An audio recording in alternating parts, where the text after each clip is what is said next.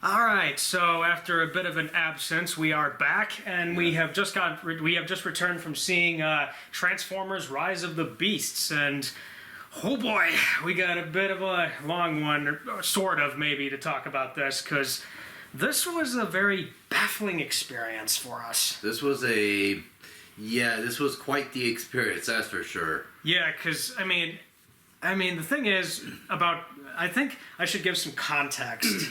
And I may sound a bit nervous here because I'm a little afraid to talk about this movie. You're afraid more about what could be the future holds for this sort of thing. Yeah, but we'll get into that. But I kind of want to give some context with Transformers. So Tony and I here, we did not grow up in the 1980s. We are children of the 2000s. Yes, so we were born in the late 90s. So we grew up with late 90s, 2000 stuff. Yes, and a lot of it was actually really good. And we had our own crazes, you know. You had Avatar: The Last Airbender. You had Ben 10, which was really huge in the mid-2000s. You also, in terms of movie-wise, the prequels of Star Wars. Yes, there was that craze too. And that actually was a very popular, I would say, popular time for Star Wars.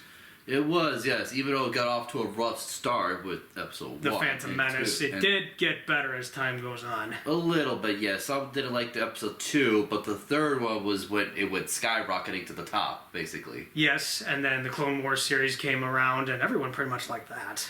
Well, the 03 one, because that was the Cartoon Network during that, between episode 2 and 3. Yeah, and then there was the CG series. Oh, the 2008, yeah, which the movie had its ups and downs, mixed reviews and that one, but the TV series after that's when it kind of it started off as a kid-friendly show, but then afterwards it kind of went to a little bit of a dark turn, you could say, in terms of kid-friendly. Yeah, and I actually want to see that series because I saw a few episodes back in the day, but I want to watch it in its entirety just to see what it's all about. A lot of war crimes that happen a lot, which, goes from a kid's show to PG-13, let's just put it that perspective. Maybe a hard PG-13.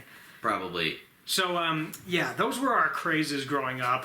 But for 1980s properties, there were a few reboots and revivals during our time. And I'm going to go through most, if not all of these properties. Yep. The most obvious one was Transformers. Yep. So the Transformers craze was huge in the 1980s, and we never got to experience that. But I did know of the existence of the Transformers as a child. There were a few anime shows they had on Toonami back in the day, which I remember seeing but never really got into. And then for me, there were, books and comic books in the bookstores.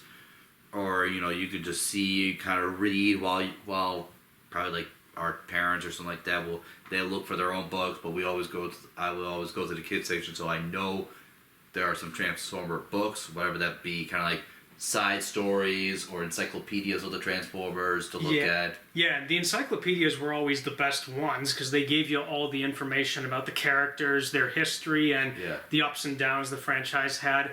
But the other thing, too, is I remember the action figures were advertised a lot when I was a kid. But I never really got into them because, again, I didn't get into the TV show. And there's this other one, which we'll get into later about as well, which is the surprise fast curveball at us at the end. But we'll get into that. I don't know if that's a curveball, but it's just it's me questioning the company's agenda, so to speak, and what they want to do. Well, it came out of left field, you could say at the very least. Yes. So anyway...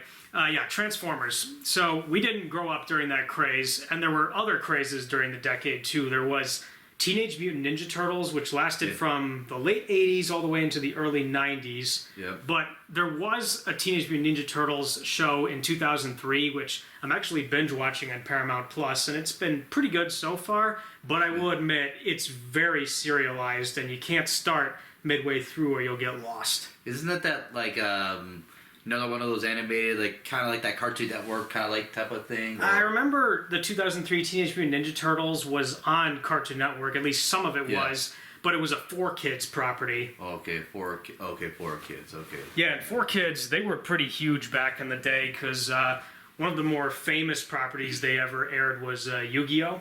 Oh, yeah, the dub version of it, yeah. They also had some other kind of hidden little things as well. There was the Kirby show. There was also One Piece. I think there was a 4Kids dub of that. Yep, and then there was also Sonic as well. Oh, Sonic cartoons were all over the place on 4Kids. Yeah, I think this one was the one with like this like one kid from Earth, and they kind of had like you could almost say like a series out of it. I don't remember seeing any of those Sonic cartoons too much because I was not a Sonic kid growing up. Yeah. I was way past the Sonic craze. But yeah, Teenage Mutant Ninja Turtles was another craze that I knew about the Turtles when I discovered the 2003 series. I didn't get into it, but I do remember seeing some of it. I do also remember seeing the Teenage Mutant Ninja Turtles as well. Which also got their own live action adaptations, but before I get into that, there were other 80s crazes that... Yeah. There was G.I. Joe, that was another 80s craze. Yeah. The only thing I remember of G.I. Joe in the 2000s were these two CG animated movies. They were Spy Troops and Valor vs. Venom, which Valor vs. Venom was advertised a lot.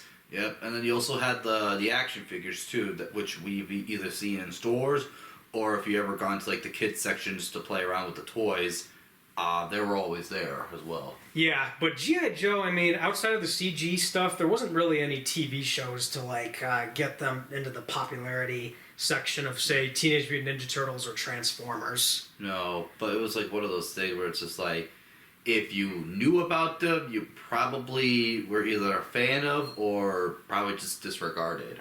Yeah, because they were huge in the 80s, but during our decade, G.I. Joe was kind of like on the side, while the Transformers and Teenage Mutant Ninja Turtles took much of the show spotlight. That's it, spotlight. Well, yeah, of the revival or trying to the rerun. Yeah.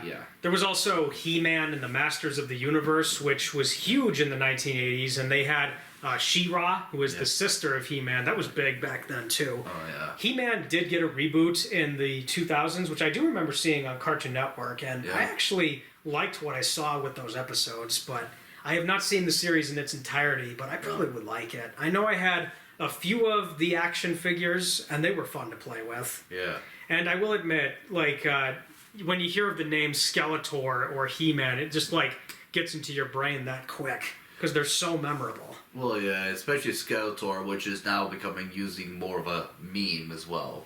Oh, I know about the Skeletor memes. Like, joke's on you, I'm into that! Yep. Although I don't know if I can do the Skeletor voice well. But I can do a Skeletor impression. But, yeah, there was a He-Man reboot, and it only lasted for 2 seasons, but I do remember seeing it, and I actually really enjoyed it for the few episodes that I did see. Yeah. But I think if I had to track it down, and I think I could, but I know the complete series DVDs are like, they're out of print and extremely expensive. Yeah. So it's like, I gotta find another way to see it, and I don't know which streaming service has it, but I do know there's one account on YouTube that did upload the episodes full without getting a copyright takedown. I don't know if they're still up, but it wouldn't hurt to find out. Oh, yeah. I also know that Thundercats was another huge craze of the 80s. Oh, yeah, that was like a competitor to like He-Man or something like that. I wouldn't say it was a competitor to He-Man. It was just another property that the 80s kids saw and fell in love with. Yeah, but it just feels like it was supposed to be like another version of He-Man or something like that. You know, kind of like that. I never really got those vibes out of it. I don't know. I always see those two, and I'm like, why does it always seem like it's like 2 separate shows, but it's like the same animation, or well, actually, like competitors of each other. Well, actually, Thundercats and He-Man had different animation production companies behind them. Like Thundercats was Rankin Bass, who, for most people who know Rankin Bass, they did those Christmas holiday specials, but they have done animated stuff on the side. Yeah. Their special of The Hobbit in particular is one of my favorite specials that they ever did. And it's one of the best adaptations of The Hobbit, I will not lie. Yeah. And then the original He-Man was done by Filmation, who's completely different than Rankin Bass. And I know Transformers was done overseas, and it kind of has this anime look sort of to it, if you ever watched the original 1980s show. Oh, yeah, yep. And then there was also Voltron. That was another craze in the 80s, but that was strictly within that decade, because there wasn't really any Voltron revivals during the decade that we grew up in. Like, no, there wasn't, yeah. The only way to even know about Voltron was through, like, an older sibling or your parents, and they would expose you to the show. Yeah. And Voltron is also famous for leaving a mark on the giant mech genre. Yeah. But for 90s kids, when it comes to giant mech, they had Neon Genesis Evangelion. Yeah, or any Gundam type series and stuff like that. Anything Gundam. And if you grew up during the 90s, late 90s, early 2000s, and you were a frequent viewer of Toonami, Toonami played a lot of Gundam back in the day. Yeah. Or even to Code Geass falls under the lines of Gundam as well. It's an anime from the Japan side of things.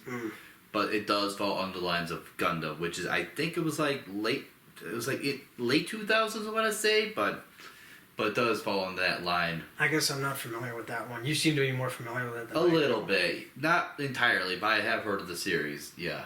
I think there were a few other giant mech stuff. I don't quite remember what they all were. I think there was one called Robotech. Oh. Then there was, I think that's the only one I can think of, really. Yeah.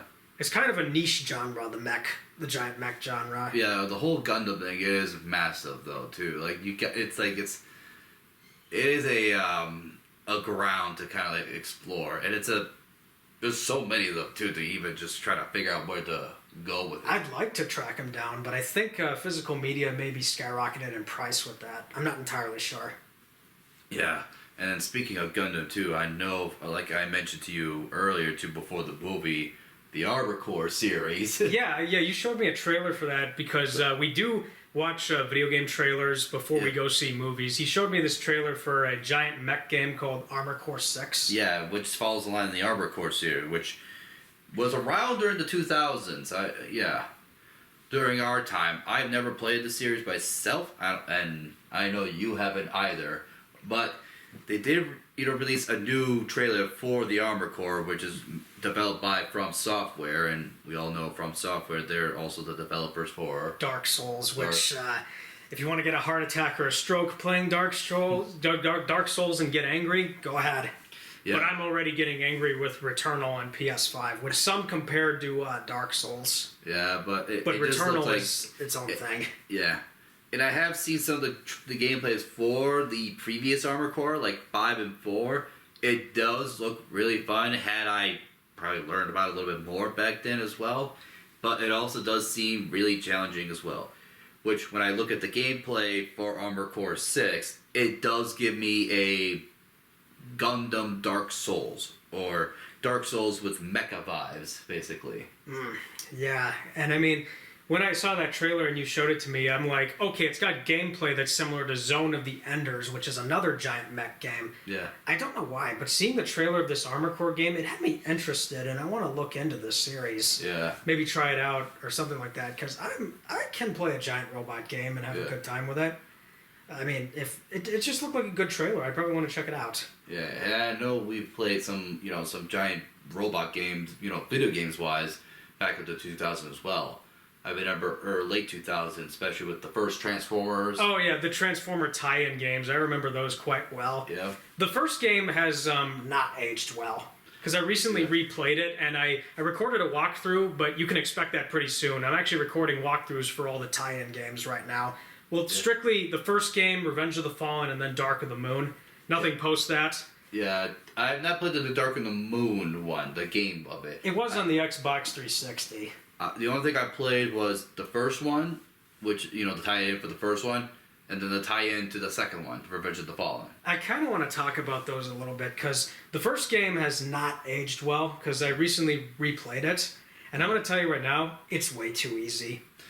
It is a little bit, yeah. I know in the first game you had the Autobots route, which is playing out the movie, basically. And then you had the Decepticon route, which is a what-if scenario. Sort of. You're also playing within the movie as well, but it's also that what-if, because you do kill the Autobots in the Decepticon route. Yes. But the thing is like the game, for kids, inexperienced gamers, it'll be hard for them, but for me, replaying it again, now that my gamer skills are more polished, it's way too easy, especially the boss fights. Well, yeah, because for us now, going back to a game using, modern age, controllers, or what we're more familiar with in terms of our controllers, some of the boss fights are now more easier. Yeah, and it also doesn't help that movie tie-in games didn't have a lot of effort put into them.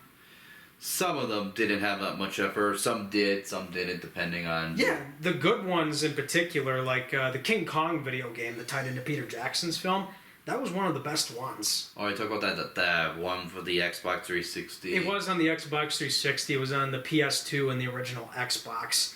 And I hear the 360 version is actually backwards compatible with the Series X. You just gotta get the disc.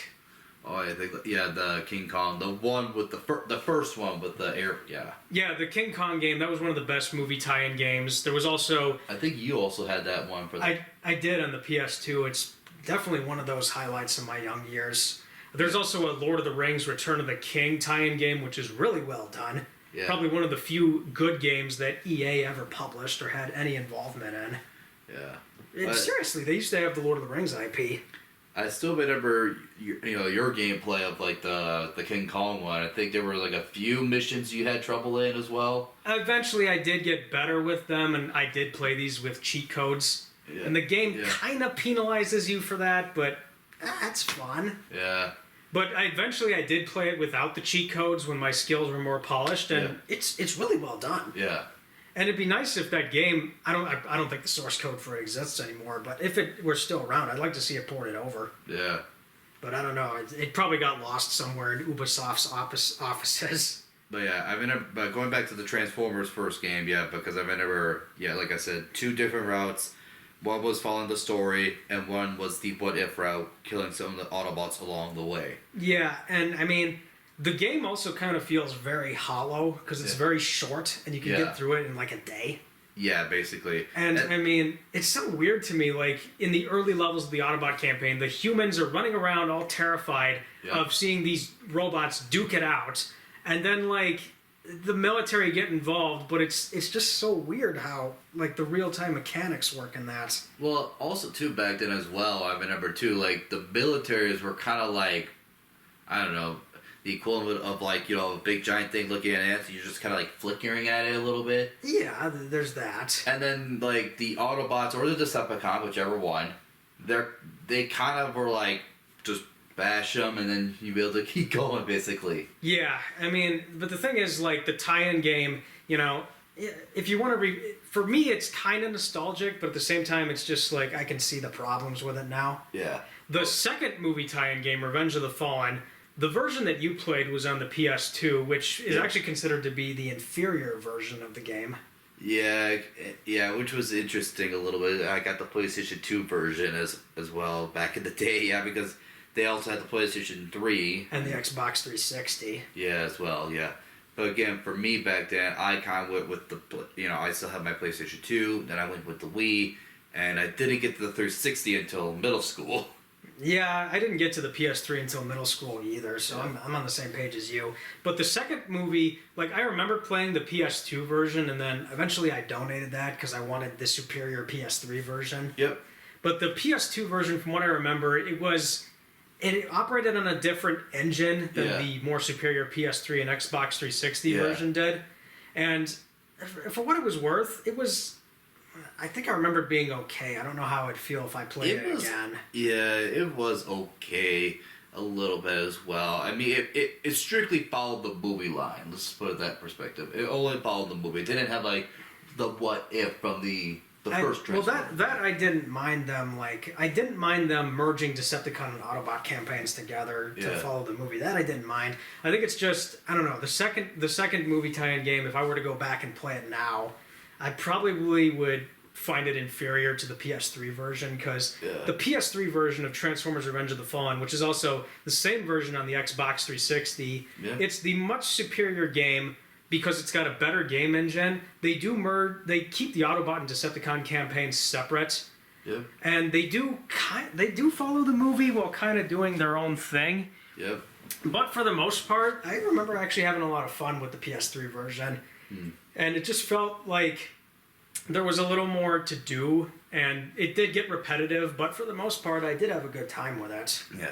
And I know later on in the mid 2010s, But they did eventually do a lot more of the Transformer games, like the War for Cybertron and Fall of Cybertron. Yep. Those are fun. Those are really fun if you ever played them. They have a really good storyline that's like very true to what Transformers is. Yeah. They're very they can get destructive and chaotic, Yeah. but it's supposed to be that way because it's the war on Cybertron. Yep. And Fall of Cybertron in particular, I feel was superior to War in every way. Yeah. Because Fall of Cybertron told a really good story. It's very engaging, and you just get to see how Cybertron fell before the Transformers came to Earth. Yeah. It was really well done. And the voice acting was spot on in Fall of Cybertron. Yeah. And then Dark of the Moon did have a tie-in game, and that one acted sort of as a prequel side story to the third game. Yeah. But typically when stuff like that happens, you have to question its canosity. Oh, yeah. It was very short, too. There were only 6 levels in that game. And it was made by the same people that did War for Cybertron and Fall of Cybertron. It was fun for what it was, but it's really short. Yeah. And now thinking about it too, I remember there was the original tie-in game for the first Transformer on the PSP. Yeah, you played that, and I did see you play that back then. The only difference was between, the Wii version that I had and the PSP version was it only followed the story in the PSP, but it had an ending, but almost it's an ending or a bonus ending, I want to say, where you are Shockwave and you're going up against Starscream. Because Shockwave wants to lead the Decepticons. Yep. Starscream's the one who wants that position because that's part of Starscream's character is he's always waiting for Megatron to fall or get weakened enough so that way he could backstab him and then take the throne. Yeah, and that was one of the great things about Starscream's character. He's I, Starscream, am your new leader now. Yep, which, Starscream was trying to do that, but Shockwave was already yeah, I will take in charge, and Starscream was denying that. So you were playing as Shockwave versus Starscream. In the PSP version at the end of the campaign, basically. Yeah, I never played that, but I did remember you playing it. Yeah, I remember that, and I was oh, okay. Shockwave versus Starscream, but you're Shockwave. All right. Mm-hmm. Yeah, but so I think what I was going to say before we talk about the movie is with all the 1980s crazes that I've mentioned, so the thing is, there's people who have seen the Michael Bay movies, and because we didn't have the upbringing that so many of the 80s kids had, we had kind of a different experience with the Michael Bay movies more than other people did. Because people who grew up with the cartoons of the 1980s, they generally don't like the Michael Bay movies. Yeah. And then people who didn't grow up with the cartoons, it kind of depends on who you talk to. There's people that really don't like the Michael Bay movies, and then there's people that like them as guilty pleasures, or you're somewhere in the middle with them. Yeah. I think for us, first, when we saw the first one, we liked it, but then the second one was eh. Well, I'll explain this part, and you can interject. But when the first movie came out, I still remember the initial teaser trailer for it, where you see a NASA spacecraft go to Mars. Yep. And it was we thought it was a failure. It wasn't. It was completely classified. It's on Mars, and then you see one of the Transformers come, and it smashes the probe. Yep. Then the camera goes away from Earth, and then the logo comes out. Yeah. That was a really good teaser trailer, and it had me kind of interested in the movie at the time because I knew who the Transformers were, and I was but I'm kind of interested. Eventually, I did see Transformers in the cinema in 2007, and I was a young kid I was a young kid going into the 5th grade, and I liked it for what it was because I was a kid.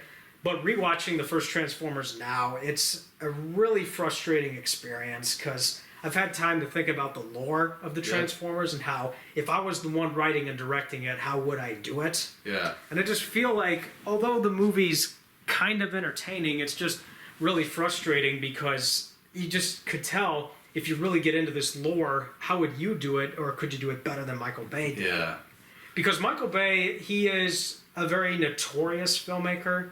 He's also a very infamous filmmaker. Yeah, for the explosive in his movies. It's more than the explosions, but basically his overuse of explosions in his action sequences. Yep. And many people have criticized his action sequences for being very frenzied and chaotic, and you can't tell what's going on. Yep. Which is something that did happen in his Transformers movies, but the only reason why I could tell what was happening was because I actually researched these characters before the movies came out. Yep. So I knew who they were and what they looked like. Because people always complained, well, they all look gray, they're interchangeable. They are, but if you just got to look at the facial features and just other components of their bodies. Yeah. And you'll be able to tell who it is. But most people probably don't do that. Yeah. I did. So at least I could tell who was who when they were fighting. Yeah, or at least heading into the fight between because you got Bumblebee, or then you got Optimus Prime, you got Megatron, and then Michael Bay Transformer movies have also come under fire for basically being visual spectacle, visual noise, and nothing else. Yep. Like there's no good story behind it. The stories are nonsensical. They don't make a lot of sense. And then Michael Bay's also come under fire for the way he portrayed women in his movies. Well, we could always, if you can, Megan Fox, all the scenes with that. Yeah, like any scene featuring Megan Fox, you can just tell that Michael Bay's behind the camera, and he's basically doing this. He's like eyeing her up and down because he can't help himself. But the thing is, Michael Bay, when he shot any of those sequences with women in his movies, it's because Michael Bay has often said, I make movies for teenage boys. Oh dear, what a crime. Because it's like he knows how the mind of a teenage boy works, and that's how he can get the people into the theater to give so much money to see this. Yeah, which unfortunately it can fall under the trope of cute girls, action explosion, money. Yeah, and Michael Bay, he knew how to play to the teenage audience and get them to go see the movie. Because I remember there was a lot of guys my age that they probably saw the movie just for that. Yeah. I don't really know what the real reason was, but they probably did, Yeah. And then, the first Transformers, it's just a really frustrating watch because I'm just telling myself, I could do this better. I could flesh out the characters more. I wouldn't have too many scenes featuring the humans, because that was another criticism of the movies, is that the Transformers were secondary characters in their own movie, and we're focusing on the human characters, but we don't want to see the humans. We want to see the robots. Yeah, you want to see a lot more of the Transformers than the humans. Although it's like, well, how can we get to one objective to the other when, we got giant robots versus humans, but they have to do some interactions. Yeah, and a lot of people have said, well, if you have it all robots all the way through, it's going to be a really expensive movie. And I'm like, yes, but if we know anything about James Cameron and his Avatar movies, they're expensive. They have CGI characters, and yet they still made their budget back, and it worked. Yeah. So it could work for Transformers too. Yeah. Definitely, for sure. Yeah, and first Transformers, for what it's worth, 2007 was like a really big year for blockbusters, and Transformers was one of those must-see movies of the year. Yeah. In terms of blockbuster, because you had Spider-Man 3 in 2007, which ended the Tobey Maguire Spider-Man movies. Yep. We could have gotten a fourth one, but it never happened. No, and some people have hoped for a fourth one this time around after No Way Home. Yeah, but I'm like, I don't really know if I want to see that again, because it's like, they should have done it years ago and it would have been better. There was also Pirates of the Caribbean at World's End. That was one of the other big blockbusters of 2007. Oh, yeah. Yep, that one. That was another really good one. Although some people have said it's one of the weaker ones because it's very confusing and convoluted and hard to understand. I mean, third one was a solid one for me, especially now if people, I think at the time people say it was weaker, but if you think about it now compared to the other two movies, I think people will be like, okay, no, we like the first three better. I didn't have that much of a bad time with the fourth Pirates movie. It's the fifth one I had a lot of trouble with. Yeah. But the third one, I'd have to watch it again because I don't think I've seen it since its theatrical release. And then the other big superhero movie of 2007 was Fantastic Four: Rise of the Silver Surfer. Oh, yeah. Which killed the original Fantastic Four series, but I don't want to go into that too much. Yeah. And yeah, Transformers was like one of those movies in 2007. It was like a must-see blockbuster. You had to go see this movie, for entertainment value. And then eventually we did get Revenge of the Fallen, which for quite some time people thought was the worst one in the series. Yep, until the fourth and the fifth movie. Yes, and the reason why people thought Revenge of the Fallen was one of the worst ones was because if you look into its development history, the script was only written in like 3 weeks. Yeah. And there was a writer's strike at the time, which affected the quality of the movie. Yeah. And looking back on Revenge of the Fallen, my abiding memory of it is I saw it at a midnight show back in 2009. Oh, yeah? It was probably one of the first midnight movies I ever went to. And my memory of it seeing in the theater is kind of a blur. Like, I don't remember it too much in the theater. Probably a little bit tired at the time. Something like that. But it was fun, you know?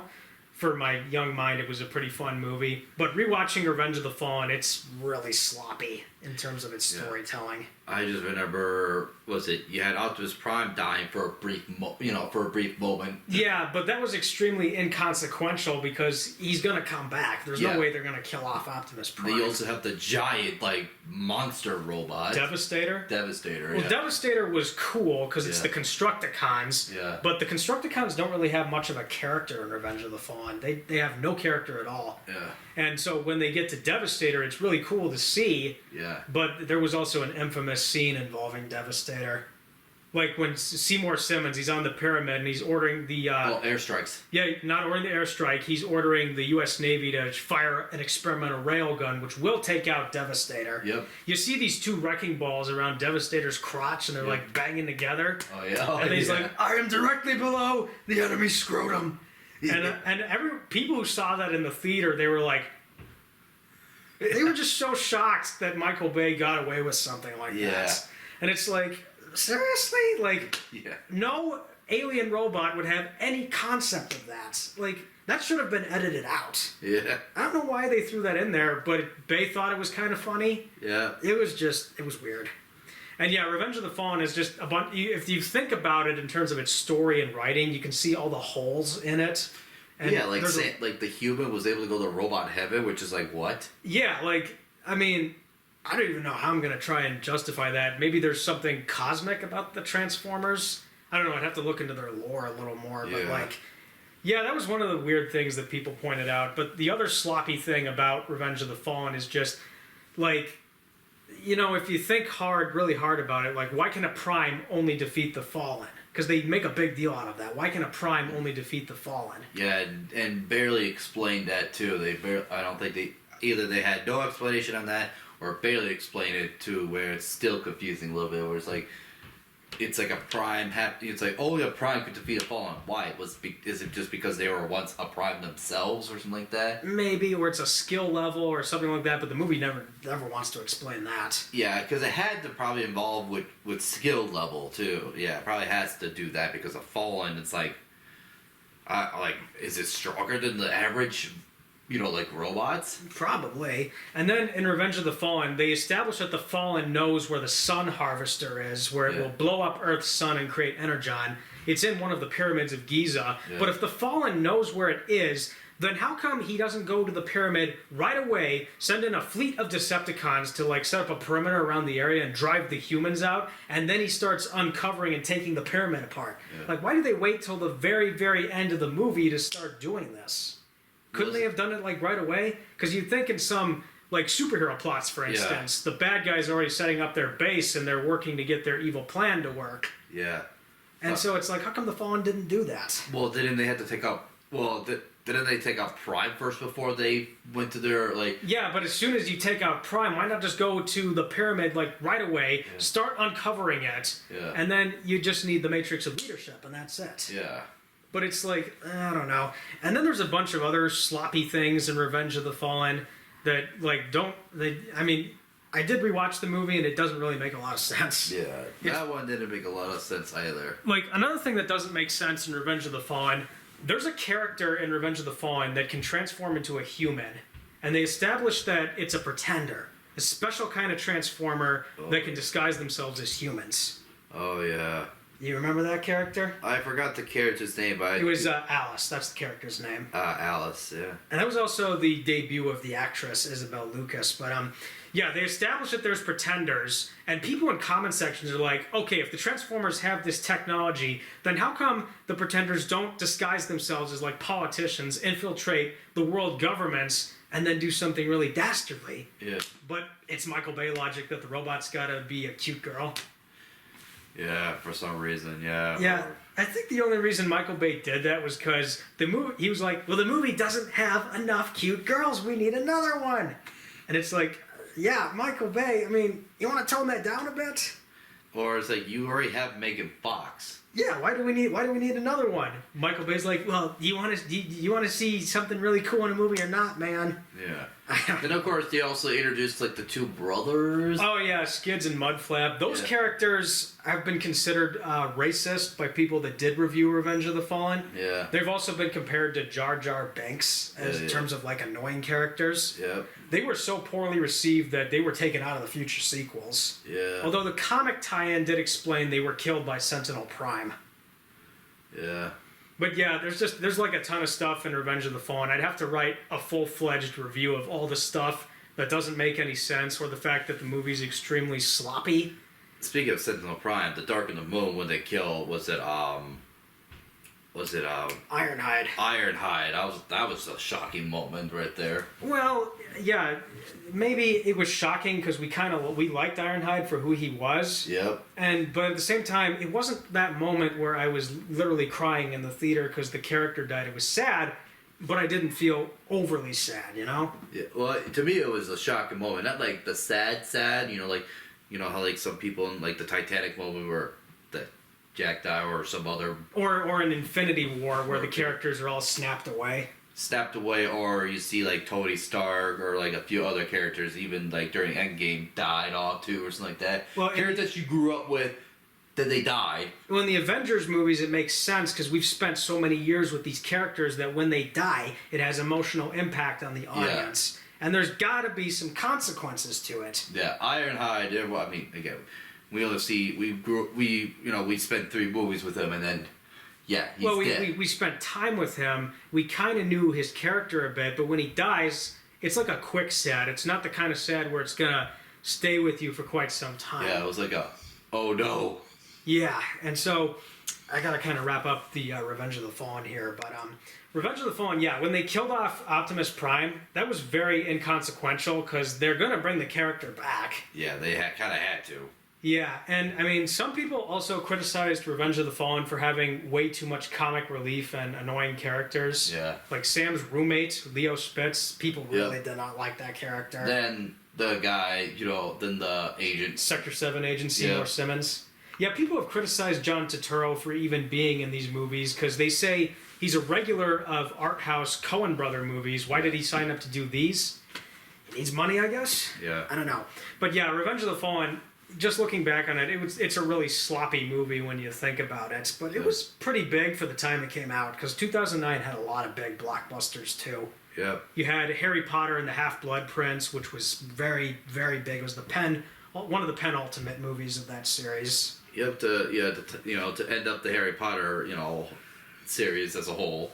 Yeah, and then there were other blockbusters in 2009, but I'm not going to go into that too much. Yeah. And so with the third film, Dark of the Moon, I would say was like the best of the Michael Bay sequels because it felt the biggest. It felt really epic. Yep. And I remember the trailers and the ads got you really pumped up and excited to see it. Yep. And yeah, definitely for sure. Again, with Sentinel Prime coming in. And then the final battle sequences in Chicago were really fun to watch. Yep. I actually visited the filming locations, and it was really fun going through the city, seeing where the Transformers had their battles. You thought that was the end, though. You thought after that movie, that had to be it for that Transformers. Yeah, I mean, usually when it comes to 3, people are like, well, we want this to wrap up or it'd be a trilogy. Yeah. Something like that. But then Michael Bay decided, let's make a 4th and a 5th movie, and the last 2 in particular are considered to be the worst of the series. Yeah. Because when those movies came out, people were like, Revenge of the Fallen, you are no longer the worst movie in this franchise. Yeah, because then you had Lockdown the 4th, which was... Yeah, I saw Lockdown in one of the cartoons growing up. It was Transformers animated. Yep. And he was a character I loved. Yeah. Like he didn't ally with the Autobots or the Decepticons. He was a bounty hunter. Yeah. And he just did what he did because he likes his profession a lot. Yeah. And it also helps that Lance Henriksen's performance was amazing as Lockdown. Yep. And for those who know who Lance Henriksen is, he was in the Alien movies as Bishop. He was Kerchak in Tarzan. And he's also done voice work in tons of video games too. Like he was in Yeah. Modern Warfare 2. Yeah, and it was Lockdown, and then like the federal agent guy. The government agents that have turned on the Autobots, and they're basically killing off the aliens because they're like, we're not going to allow aliens to fight our battles anymore. Yep. And you go, well, you're not going to win the battles against these things because these things have superior technology compared to you. Yeah, and it was that versus the Autobots and the military. Well, the military guys didn't show up till like last night. I'd have to try and remember, but Age of Extinction suffers from being a very lengthy movie. Yeah. It's 2 hours 45 minutes, but it feels like 3+. Wasn't like the father too with the daughter as well out like the. Oh, you're talking Mark Wahlberg? Yeah. Some people actually preferred Mark Wahlberg over Shia LaBeouf in these movies. Yeah. Probably because Mark Wahlberg's got a more action hero status than Shia LaBeouf. Yeah, because wasn't he in the 4th and the 5th? If I Yeah, recall? he was in the 4th and the 5th. Yeah. And there was this really problematic subplot in the 4th one where his daughter's a 17-year-old girl and she's dating a guy who's like 20. Yeah. The actress was 18 at the time, but it's like, oh jeez. Yeah. And then Michael Bay went out of his way to objectify an 18-year-old in the movie. Yeah. He really did, and people were like, and you can see why that's problematic. Well, yeah, definitely for sure. Yeah. And worst of all, they try to justify it with this law that I'm pretty sure doesn't exist. It's called the Romeo and Juliet law. They say that in the 4th movie. It doesn't make any sense. Yeah, it does not make any sense. Yeah. I also didn't like the depiction of the Dinobots in Age of Extinction because they're all gray. They have extremely inaccurate designs, which is not true to the original Dinobots, and they have no character whatsoever. Yeah, they were just basically beasts, basically out in the wilderness, robotic beasts. Yeah, because like the Dinobots, anyone who knows Transformers lore knows that the Dinobots have character, Yep. and that character they have is what makes them so memorable. And the Cybertron video game, Fall of Cybertron, replicated that to a great degree. Yep. But in the movie, well, Michael Bay doesn't do that, and he's even publicly admitted that he hated the Dinobots. And I'm like, if you hated the Dinobots, why put them in the movie, and why do this to them? Yeah, that's for sure. And yeah, Lockdown. I did not like Lockdown's design at all. It was not faithful to the original design. And the revival of Megatron too, by a different name in the 4th one. The way they handled Galvatron was just bad. Galvatron. Because in established Transformers lore, Unicron, if we go by G1, Unicron was the one that turned him into Galvatron. Yeah. But in the movie, the humans rebuilt him, which not as interesting or compelling. Yeah. I mean, And yeah, the 4th one, I think that's the one that made me turn on the series, and just made me realize what Michael Bay really is as a filmmaker. Yep. And then the 5th one was, that's when Optimus Prime turned bad. Into Nemesis Prime. Yeah. And then the fifth one did not make a lot of sense. Yeah. Like, there were so many inconsistencies and retcons with the continuity in the 5th one. Yep. And then there was the changing aspect ratio where the black bars would go like this Yep. constantly because Michael Bay can't pick an aspect ratio. Yep. And I'm like, Michael Bay, you do know that's frowned upon, right? Yeah. Yeah, I'm not even going to try and explain the 5th one because it does not make any sense. And I just remember it being a really lazily, sloppily put together movie. Yeah.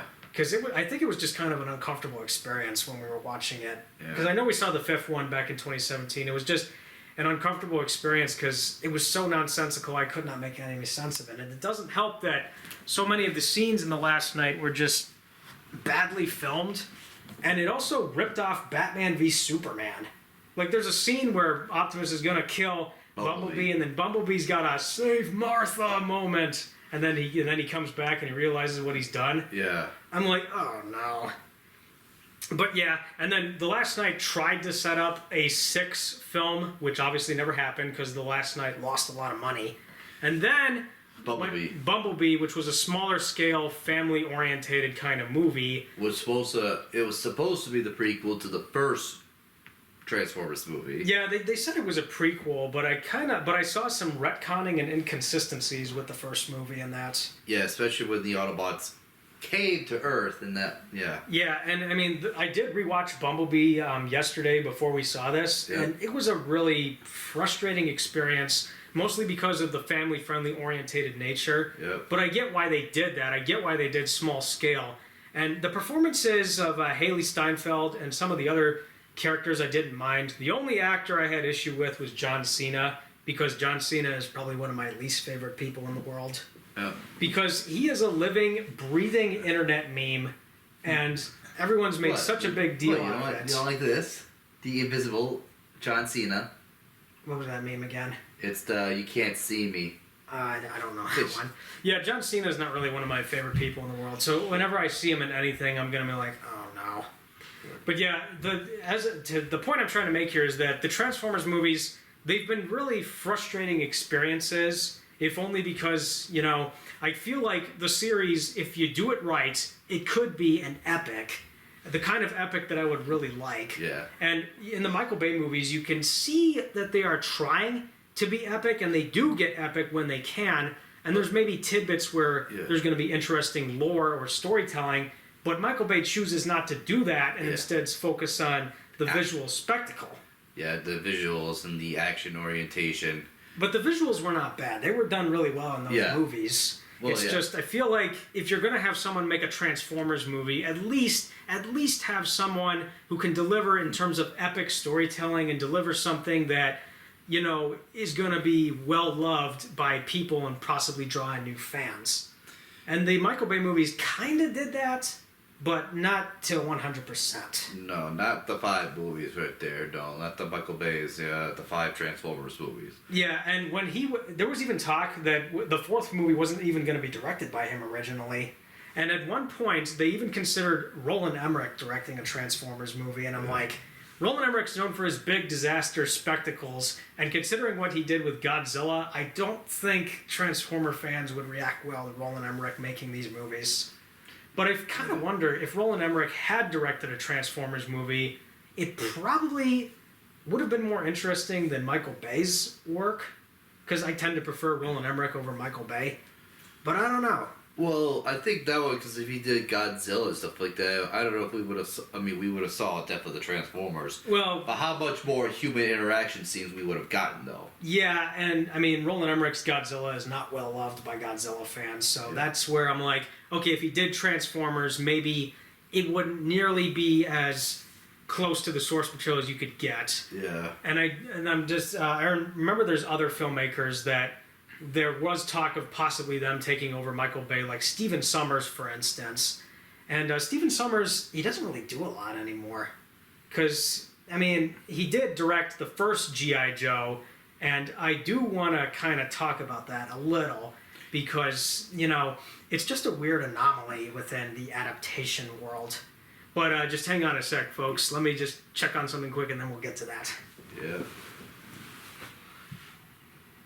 So yeah, Stephen Sommers did the first G.I. Joe movie, and it's such a weird anomaly within his directing career because he was mostly well known for the Brendan Fraser Mummy movies and Van Helsing, where Hugh Jackman takes on Dracula, the Wolfman, and Frankenstein's monster.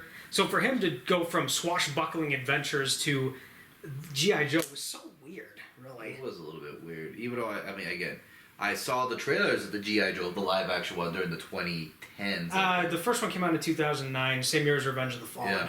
And then the second one came out in the early 2010s, yeah. Yeah, 2013, but I don't really think a lot of people went to see that. No. And then I don't think anybody went to see Snake Eyes Origins. Maybe a few, but it didn't really win at the box office. And now we get to this, Well,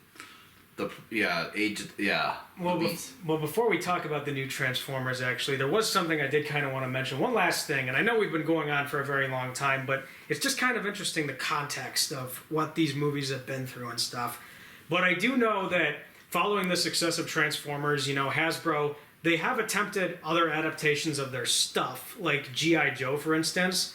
But there's the infamous Battleship movie that replicated Transformers' action and visual style way too much. Yeah. And the Avengers obviously beat it at the box office. And that tried to start the whole board game to movie thing, but good thing that failed. Because we don't need another one of those things. We've had so many bad video game movies over the years, we don't need bad board game movies. Well, you don't want to see Uno, a live action Uno movie with all the characters acting like they're from the Yu-Gi-Oh series. Well, that's your idea. I just don't see how Uno could work as a movie. I just say, just give some characters that act like they're from the Yu-Gi-Oh verse, and you probably get a lot, some like laughing, serious type of moments in that thing. Just be like you draw, and all of a sudden just like you activate it. It's like, oh, you fool! Skip your turn. I don't know. But anyway, we've kind of gone on with our 80s context and all the Transformers stuff. Probably way more than we needed to, but you know, it was fun to talk about. It was, yeah. But now to the actual yes. movie So review. now to Transformers: Rise of the Beasts.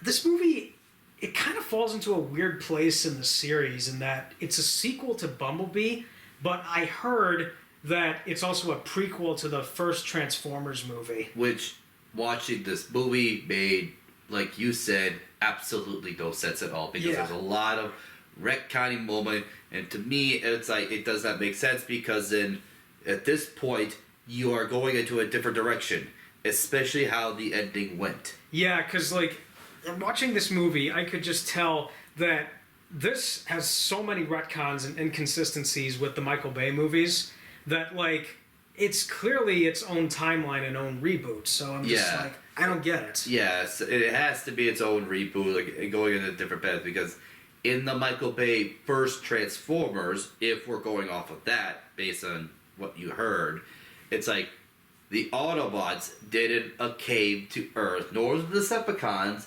which we didn't see the Decepticons, but the Autobots at the very least, they didn't came to Earth until later on. Yeah, because like they established in the first movie that this is the first time they're visiting Earth.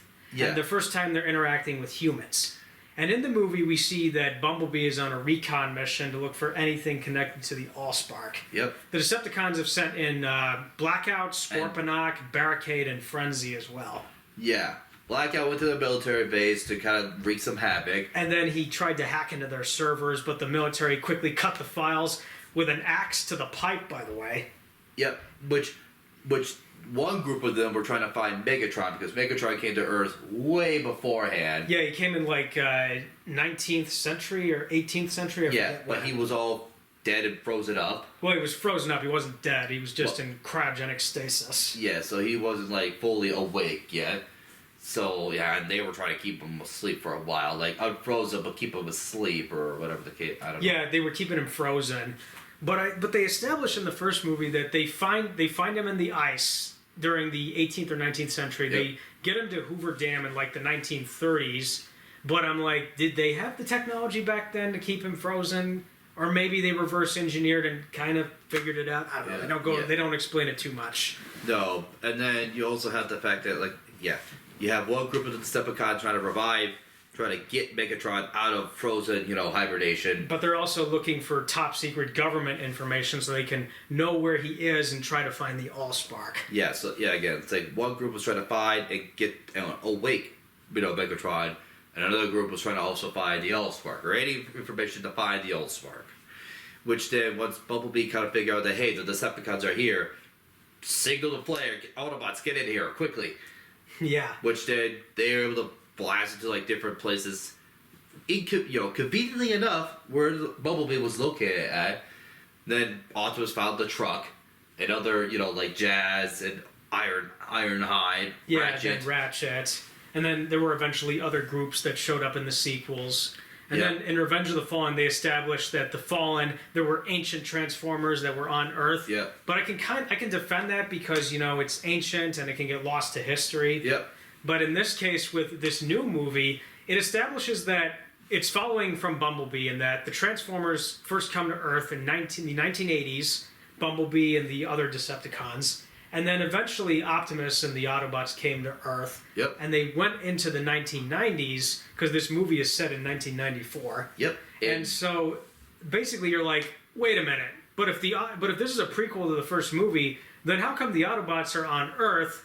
And yet the first movie established that was their first visit ever. Yeah, and then especially too, when was the timeline of the first Transformers too? Wasn't it in the 2000s? First Transformers was in 2007. Yeah. Well, that was when it launched, but I talk about It was 2007. Oh, they never specified the year, but you can go by 2007. All right, so 2007. So that's the first retcon inconsistency that we noticed watching this. All right, so if we're gonna go based off of that, then yes, 2007 was when the first Autobots and Decepticon, for the most part, were there, except for Bumblebee and Megatron and a few other things still. Yeah. Too. But besides that, that's where they all the majority of them landed did. Yeah, and then this movie says no, they didn't actually land in 2007. They landed in the late 1980s, and they've been stuck on Earth for some time, and they can't find a way to get back. But I have to ask, like, because in Transformers lore, it's known that the Autobots were on a ship called the Ark, and that's what they used to get to Earth. They weren't in like these escape pods or anything, because they are capable of interstellar travel. Yep, which was talked about in this movie as well. With the I wasn't paying attention to like too much details about that because it was like Optimus and the Autobots. They're stranded on Earth. Yep. They couldn't find a way to get back. Nope. Until again, it was the Primals, which again because The they were Maximals. It wasn't Primals. not Primal. Huh? It was the Maximals, the other robots you're talking about. Oh yeah, the Beasts. Yeah, the Maximals. Yeah, because they're the one that grabbed the artifact and then went to Earth. Because I think they were also one of the first peoples as well to get to Earth. One of the first Transformers, which again, that's inconsistent with what we've seen in these movies. But I mean, I don't know. Trying to justify this continuity is going to be really hard. Yeah, but they were the ones that had that one piece, that one piece with intergalactic, travel as well. Yeah, and that's where I want to talk about the opening a bit. Is the opening was actually kind of well done in this. Yeah, because it was in a different planet, and they were fighting. There were two different types of Transformers fighting: the Maximals, who transform into Earth-like animals. Yep. And then you got the Terrorcons, who transform into Earth vehicles. Yeah. But really, the only memorable character of that group was their leader, Scourge, Yeah, who was Scourge. voiced by Peter Dinklage of all people. Yeah, the big baddie, not Decepticon, but the Terracons. It was played by a dwarf. Yeah, it was played by Peter Dinklage, he's mostly played dwarf characters in like X-Men: Days of Future Past, Avengers: Infinity War, although he was giant, and Game of Thrones, which everybody knows him for. Yep. He also did some voiceover work for Destiny. He was the little robot thing that follows you around. Yep. Before they eventually took out his voiceover and replaced it with Nolan North. Yeah, and I know he also did a few other voiceover too. Yeah, Peter Dinklage, he's been in a lot of stuff, and you've seen him in other places. Yeah, definitely, for sure, yeah. But I saw the end, the credit scenes when the Scourge name pop up with Peter Dinklage. I was like, ah! But he was actually pretty well done as the villain. Like, he had a good kind of, like, bad guy voice. I wouldn't say it was overly sinister, but I enjoyed his voice. Felt like more bounty hunter that was assigned, No, it was more like he was a henchman, but like a tough guy henchman. Yeah. He's playing a very tough guy henchman with Scourge. Yeah. Because who Scourge serves is Unicron. Which is a planet-eating, or just a planet transformer. Yeah, it's a giant planet that can transform into this Galactus-sized transformer. Yeah. And anyone who's seen the original 80s animated Transformers movie knows how gargantuan and godlike Unicron is. Yeah. And I will admit, the scenes where we see Unicron and his planet form and he's devouring the world, those were really well done. That was actually really well done because it understood the scope and the scale of how big he is supposed to be. Yeah, and how dangerous he can be. Yeah, and it was replicated really well. It looked like from the cartoons almost. Yeah. And I really liked that. Yeah. And if we had seen this on an IMAX screen, it would have been even more impressive. Yeah. By the way, the theater was not that packed. We had a few people, but most of the people at our theater were there for Spider-Man Across the Spider-Verse or the Little Mermaid remake. I think the majority were for the Little Mermaid, if I had to be honest, because yeah, there were people cosplaying as the characters in our theater. Yeah, there was definitely some cosplays happening in the theater that we went to for the Little Mermaid. Yeah, but we're not going to go into that too much. But anyway, Unicron. So I liked that they made him an actual planet-sized transformer because in The Last Knight, what they did with Unicron, I did not like that. Yeah. In The Last Knight, they said he is Earth. Like, he's been in the Earth and his horns are starting to emerge. And I'm like, wait, that's not Unicron. No. That was just, I don't know what that was. But I think I remember reading one of the cartoons did something like that. And I'm like, oh gosh. Yeah. Too many different continuities. I probably wouldn't like all of them. But Unicron, I mean... What did you think of the voice actor for Unicron? He did sound pretty, godlike, basically, because I wouldn't say it was godlike. It was a very bad guy kind of sound, and it was fine for what it was, but I wasn't overly intimidated with it. well, to me, he was a bad guy, but again, it was like the bad guy with the god-like abilities, basically, because he was like, "You better not fail me again."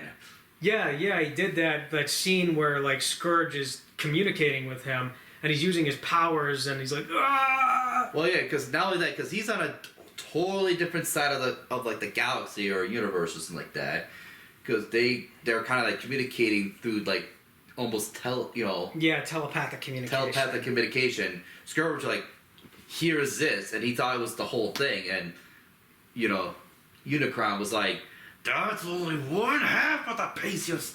Yeah, so anyway, there's this artifact. It's like it can open a space bridge for interstellar travel, because it's known in Transformers lore that space bridges, they're like wormholes, and you can travel to different parts of the galaxy. Yeah. And so the Maximals were basically defending this artifact. Yep. And keeping away from Unicron. They were keeping it away from Unicron and the Terracons. Yep. But they couldn't do anything to save the world they came from, and so they had to basically get into this tower that had a spaceship, and they blasted away and eventually found their way to Earth. Yep. And actually, the Maximals that were like the gorillas, I heard roars from Kong Skull Island in them. Did you notice that?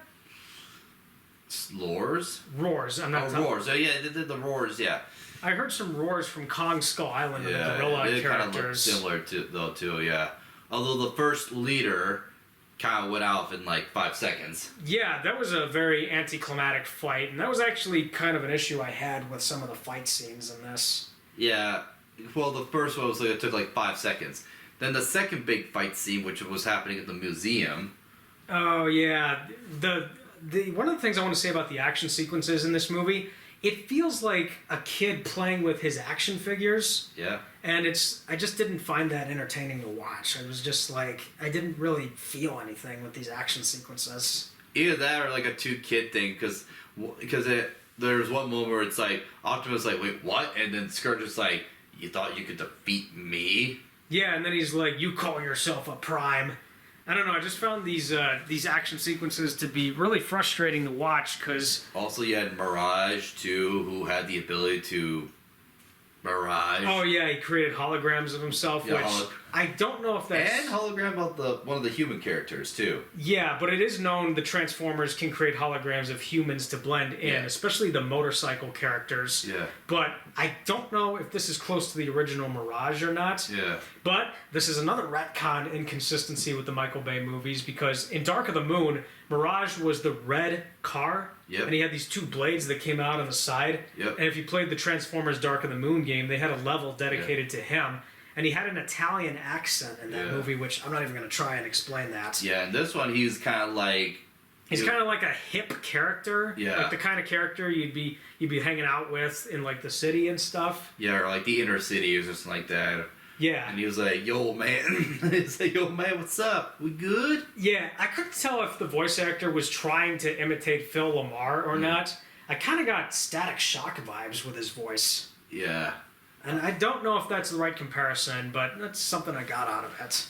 Yeah, because then, one of the human character that teamed up with Mirage was Noah, who was a ex-soldier, or a former soldier. Yeah. Who tried to go security guard, Yeah, actually, the scenes where we're introduced to these characters, I had a problem with these scenes, actually. They felt similar to some human scenes we saw in the Michael Bay movies, where you're like, Can you get to the robot action? I don't really want to know anything about these guys or their struggles. Let's just get to the robot action. Well, yeah, one of them was Noah, who had... It was a single mother. Yeah, and he had a little brother who has sickle cell disease, I think.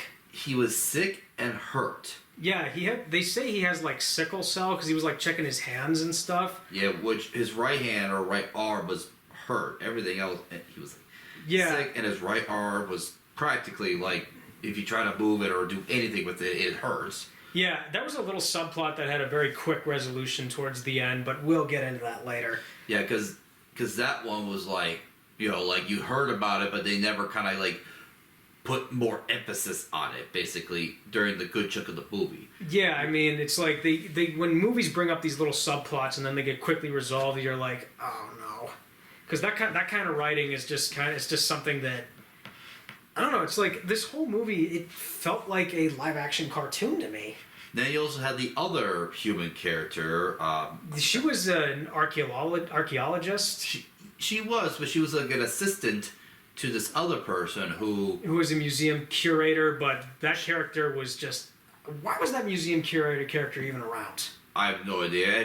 It almost felt like she didn't care about her job. She just cared about the rich lifestyle from the looks kind of like of that rich lifestyle, because that's what she kind of presented herself as. She cared about the money, not so much about the job. Yeah, and I actually questioned, why is that character around? She doesn't serve anything in the movie. Like, what's her purpose? Yeah. Like, you could have cut that character out entirely, and it would not change a thing. Yeah, I mean, to me, it felt like, okay, so it's like another objective for the other main character, for her to, is she going to try to, like, do better so that when she takes over this person's role or something like that? Because it felt like she was like, I could do a much more better job than this person or something like that. Yeah, and it's kind of like the way they present her as the archaeologist character in the museum and stuff. Yeah. I kind of got flashbacks to Wonder Woman 1984 when Yeah. we see scenes of her in the Smithsonian and she's studying all the artifacts with Barbara. Yeah. And it didn't directly rip it off, but it kind of felt familiar to it. Yeah, she was the one solving it, but then the other character, her boss, was like, "Oh yeah, I think I figured." I was like, "Oh, so you're gonna take all the credit then?" Okay. Yeah, but I didn't really get really enthralled with these human characters. Like, I just thought they were kind of generic, really. Yeah, her character, or at least her side of the story, kind of got mostly thrown to the side, except for her personality or her characteristic. Like her story about her being the assistant and this other character, they were there until the fighting sequence occurred. Well, I mean, the second fight sequence. The human characters, they kind of served their purpose for the most part, but I think one of the main issues with the Transformers movies has always been the human characters, and I just feel like this movie did not learn from the mistakes of the previous movies, and that the human characters aren't very interesting. Yeah. I mean, the characters in the recent Godzilla and King Kong movies, I had way more investment in them than these characters. Yeah. And even though people don't like the human characters of those movies, they are far more interesting and kind of maybe likable when compared to these guys. These guys were just really generic. Well, the thing is, I think the issue was the first three Transformer movie, because you kept following Sam Witwicky. Yeah, and they did that because they wanted people to relate to him, his high school experience, his college experience, getting his first job. Yeah. But the problem is, Sam Witwicky's story is not really relatable. No, and then they went with the fourth and fifth one with Mark. And Mark Wahlberg, but I did not like his story at all. Yeah, and then they tried that one, and then, for 2 movies, and then... Then in Bumblebee, you got Haley Steinfeld. Her character, which was the family and stuff. She was probably fine compared to Shia LaBeouf and Mark Wahlberg, but I had some issues with the family dynamic she had with the other people, Yeah, which again, it was all these different characters a little bit as well, where it's Sam Witwicky character, he was the most out of all these other characters, basically. Because he had the 3 movies that we spent with him. Now we had Megan Fox's character, but she only was around for 2 movies, and then... Well, actually, in the 3rd movie, that was supposed to be Megan Fox with the new girlfriend. Yeah. But because of what Megan Fox being difficult to work with and all the stuff that happened behind the scenes, they tossed her to the side. And the new actress that did play the new girlfriend, you could sort of interchange the characters and not notice the difference. I guess so, but it felt like a new character. It felt and I think they kind of explained to the 3rd one that the Megan Fox character, that relationship didn't go well, so now here comes this new girl. Yeah, they kind of tossed the relationship to the side by saying, she was mean, I didn't like her. Yeah. And that's it. That's the entire explanation. But, Megan Fox wasn't mean. She was just kind of, what's the best way to describe Megan Fox's character? She was kind of, a bit tough, because she did kind of get tough, but at the same time... She cared about him. Yeah, and actually I'm kind of drawing a blank with her personality, wow. Yeah. But anyways, though, so they didn't really have, again, they had a lot of time with Sam, but they didn't really do much with him. And then you had 2 movies with Mark with, again, not that very much time. Then you got 1 movie with Haley, okay, only one movie. So there was a lot of this. You're kind of throwing these random human characters at us. Yeah, and it's like, that's one of the frustrating things about the Transformers movies is that if you want to have human characters, at least make them really interesting. But these movies do not know how to do that. And honestly, I'm pretty sure the human characters in the cartoons are a lot better than these guys. Probably, but...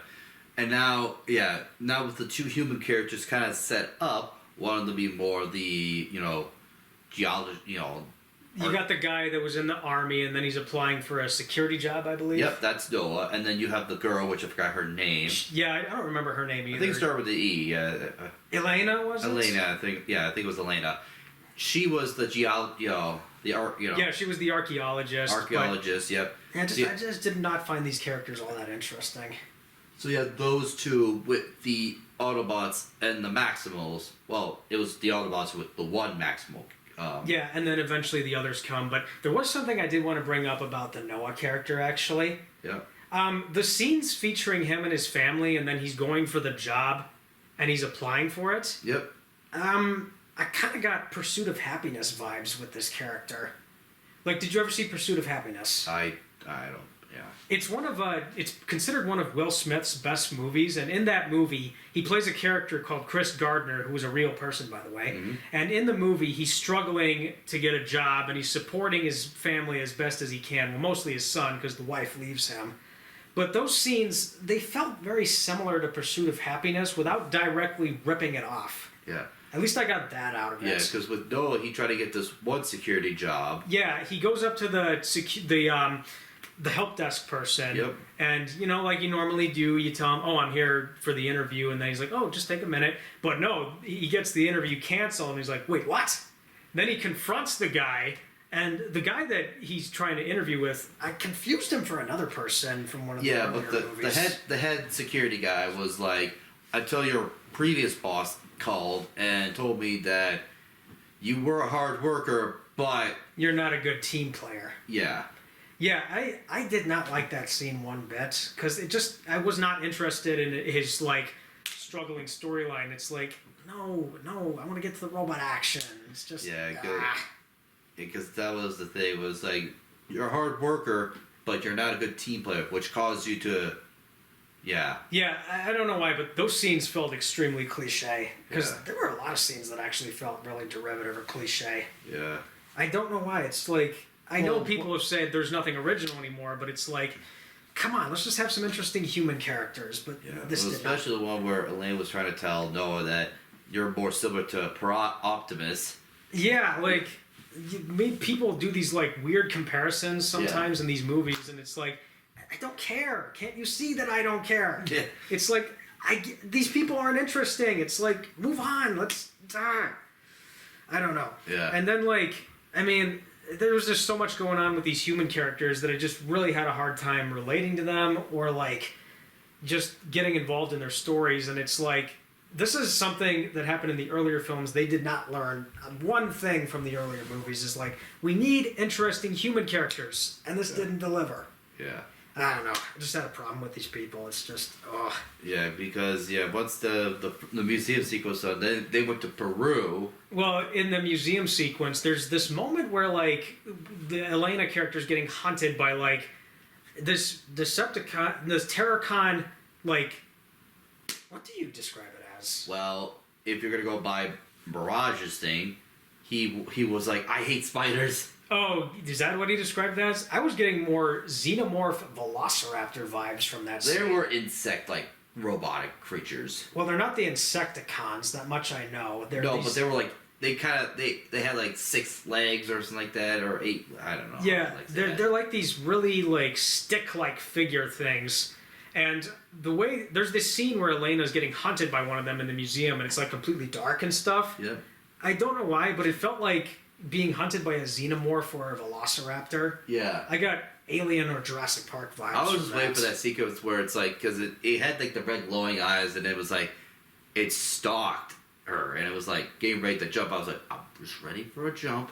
And eventually they have a jump scare, which I'm like, really? Yeah. Because Transformers was never a horror property. You don't need to do that. Yeah. Unless you wanted to do something scary with the Insecticons, maybe, but the Insecticons are not in this movie. Although I'm not trying to complain about that too much. Yeah. I mean, Terracons. Yeah.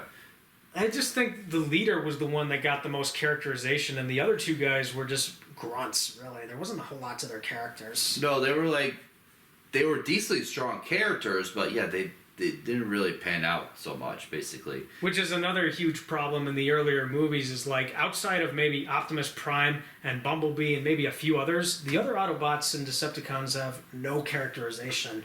Well, yeah, because, Ironhide, Ratchet had some characters.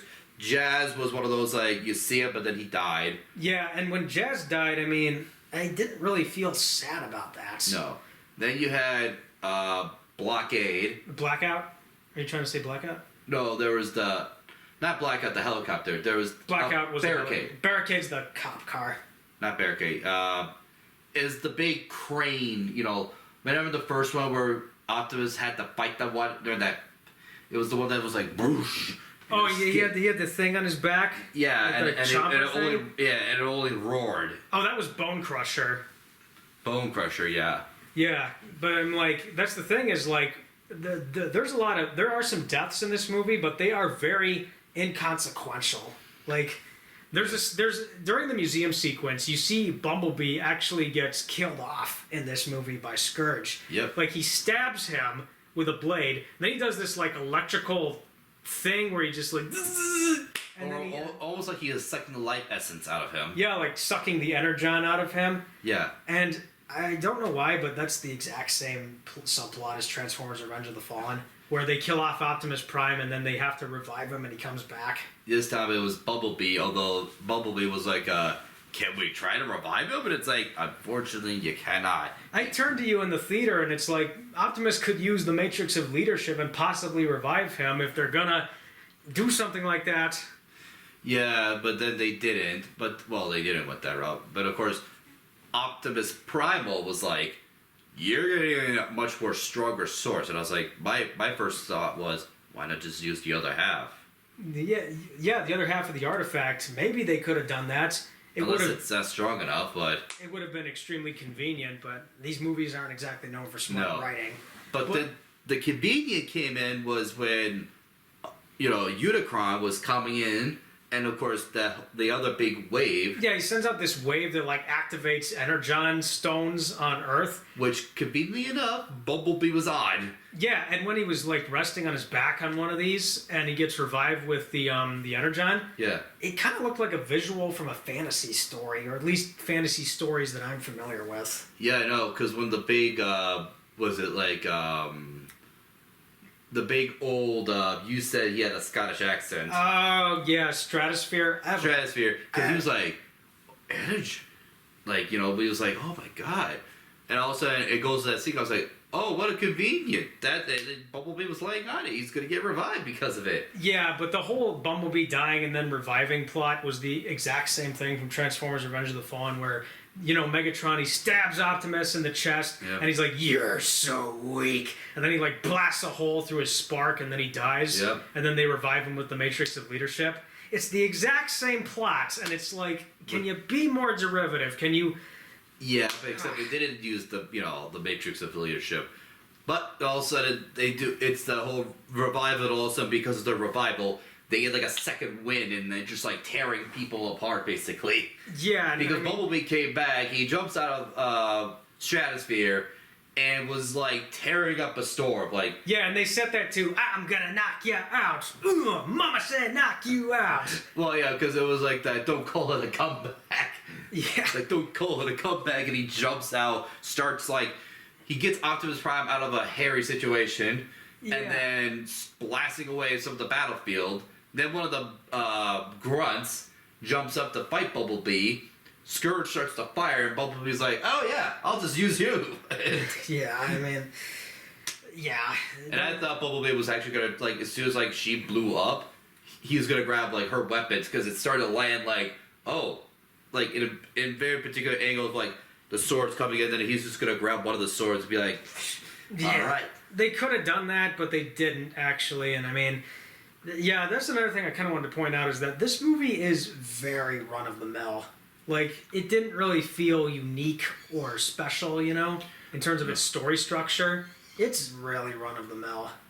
At least in my eyes, it was. Well, yeah, because you had like now it's like a race to stop, to grab the other artifact. Yeah, or piece of the artifact because it was split in half. Yeah, when they go to like the first half, it felt like a heist movie almost. It felt like a heist movie, and then it became like an Indiana Jones-esque movie in the Peru sequence. I was getting more Tomb Raider vibes out of Tomb that Raider, sequence. Indiana Jones, but it had like that same archaeological, trying to find an artifact and keep it away from the bad guys. Yeah, and it's like that's the MacGuffin of this movie, and it's like most of the Transformers movies have had MacGuffins, and it's like we're doing the same tired plot trend again. Yep, but then the climax of the movie was a war sequence, basically. Yeah, and you said something about the setting of this war sequence. And Mordor, yeah. He was saying it looked like Mordor, and I'm like, well, the tower doesn't look like The tower doesn't. Sorry about that, folks. It was a ring. Buzz, yep. But the tower didn't look like Barad-dûr from Lord of the Rings. It did not. But I can see where you're coming from. It's a barren wasteland. There's lava, rivers of lava around the tower. Well, it started to build like the Mordor tower, and I was like, what the heck?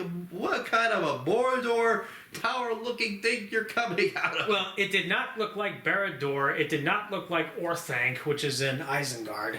It didn't look like any of those towers, but I can see where you're coming from. Yeah, because when it had like the other part where you saw like not like the other like outer edges like that, but it had like the little like crate like this. I was like, why are you replicating Mordor here? I think it's more like the landscape or the ground that they're on, not really the tower itself. The lava or the volcano area. Yeah, but it was not Mount Doom. This volcano looked nothing like Mount Doom. Yeah.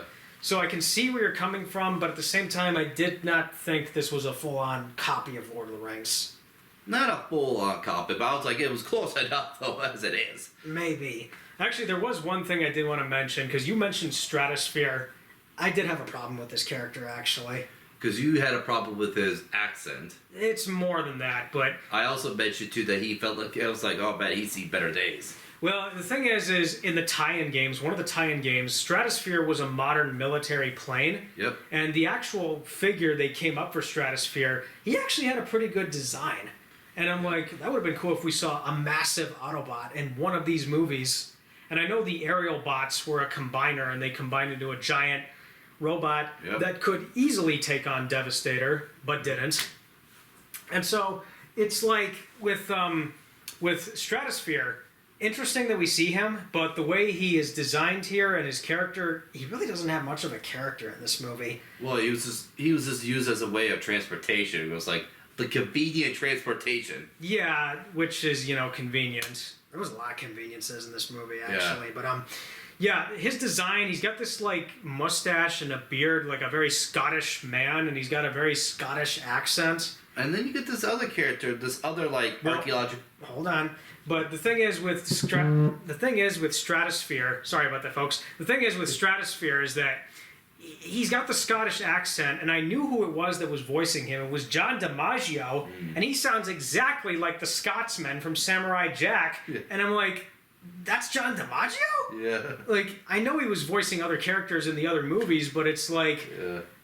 No, there was no need to make Stratosphere Scottish. There was no need to make him, like... Just like, it was like, hey, how you doing? Like that? And again, this is something that this movie learned nothing from the previous movies, is that there were characters in the previous movies, they had these accents, and they didn't have a whole lot to them. Yep. And it's like Hot Rod in The Last Night, for instance, was French, and I'm like, why? Yep. That doesn't make any sense, because these robots come from another world. They would not know these human accents. They wouldn't have these human accents, but I don't quite know what they would come up with for an alien culture, but it's like, they'd have no concept of this stuff. Yeah, although Maximal, or the Primal, you could learn the language too, like how they were with that village, learning that language. Yeah, there's that, but it's like... Although he kept his own accent while speaking their language. Yeah, but it's just so weird in these Transformer movies how the Transformers, they'll sound like Irish or Scottish or French or something else, and it's like they would have no concept of these accents that are human only. Like, it doesn't make any sense, and it's like one criticism I've heard of Well, one funny, it's not really a criticism, but it's kind of a funny jab at Star Wars that I once heard is, why does everyone in space have a British accent, but there's no Britain in the Star Wars universe? Did you ever notice that? I don't know about the British accents per se. Well, maybe from the royalties aspect. But there's a few characters throughout the movies, minor characters in Star Wars, who have these like European, you can hear it, or they're kind of British accent. Yeah. And one joke I heard was, why are we in outer space speaking in a British accent and there's no Britain in Star Wars? Yeah. It's like with Transformers, why are these robots having these accents when a lot of our countries don't exist in the galaxy? Yeah. It's just, I don't know, it's so weird. But yeah, it's kind of funny because you mentioned that because I remember there was like one clip, like a Pokemon TV show or the movie that Minnesota was referenced in a Pokemon. What, Minnesota was referenced in a Pokemon movie? Yeah, I think it was like a Pokemon movie or a show, or one of the TV episodes that Minnesota was referenced in a Pokemon. You just blew my mind because I don't remember that at all. I'll show you after the end of this. Which Pokemon show or movie was it? I forgot what it was. I think it was one of the legendary Pokemon movies. I think it was. I think it had to do with Arcuno or something like that. It was one of the original Pokemon movies with the original like the birds. Oh, you just blew my mind. I'm having a moment here. Yeah. That's like, wow. But it was taking a shot at the Vikings, though. It was taking a shot at the Minnesota Vikings. Oh, that's good, because the Packers were always the better football team. I know, but they were taking some headshots, though. Well, the Vikings deserve headshots. Yes. Because they will never win a Super Bowl. Despite what people have told me, they will never win a Super Bowl. They will one day. They will. No, they won't. We'll get that, yeah. I want the Packers to win again. Oh, God, no. Well, they won the first 2 Super Bowls. They won the 2011 Super Bowl. They'll win again. I don't know. Not with love. Okay, little football thing there. But where were we? Yeah. Because we kind of been all over the place with this film. Well, we were getting to the after Stratosphere. I was about to mention this other character that had the glasses. Yeah. That had the other accents because you were talking about accents. Yeah, and they had this little scene where like Noah and this character are like, "Is it racist to have this accent?" And I'm like, "What does this contribute?" I think it was a little bit of a joke because I thought it was kind of funny too, a little. Well, just kind of because it was like you speak Spanish a little bit, and it's like. Well, it's like, what did that have to do with anything? It was just like, I don't even know why it was there. Well, I think Noah was like, "Oh, you speak a little Spanish too. I thought we could, speak Spanish, just me and you." And I think you had the accents and all, and he's like, "Aha, you're racist." It's like, how is it racist against a robot? I think that was just their way of like, throwing something in there for modern audiences. Yeah. And I'm like, oh gosh. Yeah. Did we really need that? I don't know. Yeah. But this is what got me really infuriated about this character, even though he doesn't have much of a character to him outside of he has glasses. And he's supposed to be like the robotic, the Autobot version of archaeologist. Yeah, I could be wrong, but I think they name dropped this character. They said he was Wheeljack. Wheeljack. And I'm like, what? You learned nothing from Dark of the Moon. You learned nothing. Because in Dark of the Moon, they have this character that's a blue truck. Yeah. And he's got this, like, Albert Einstein look to him, which was really goofy and cartoony, by the way. Yeah. And so, if this is Wheeljack, this is not Wheeljack. I know what Wheeljack looks like. He has a really good design, and we did see Wheeljack in Bumblebee. This is another retcon and inconsistency.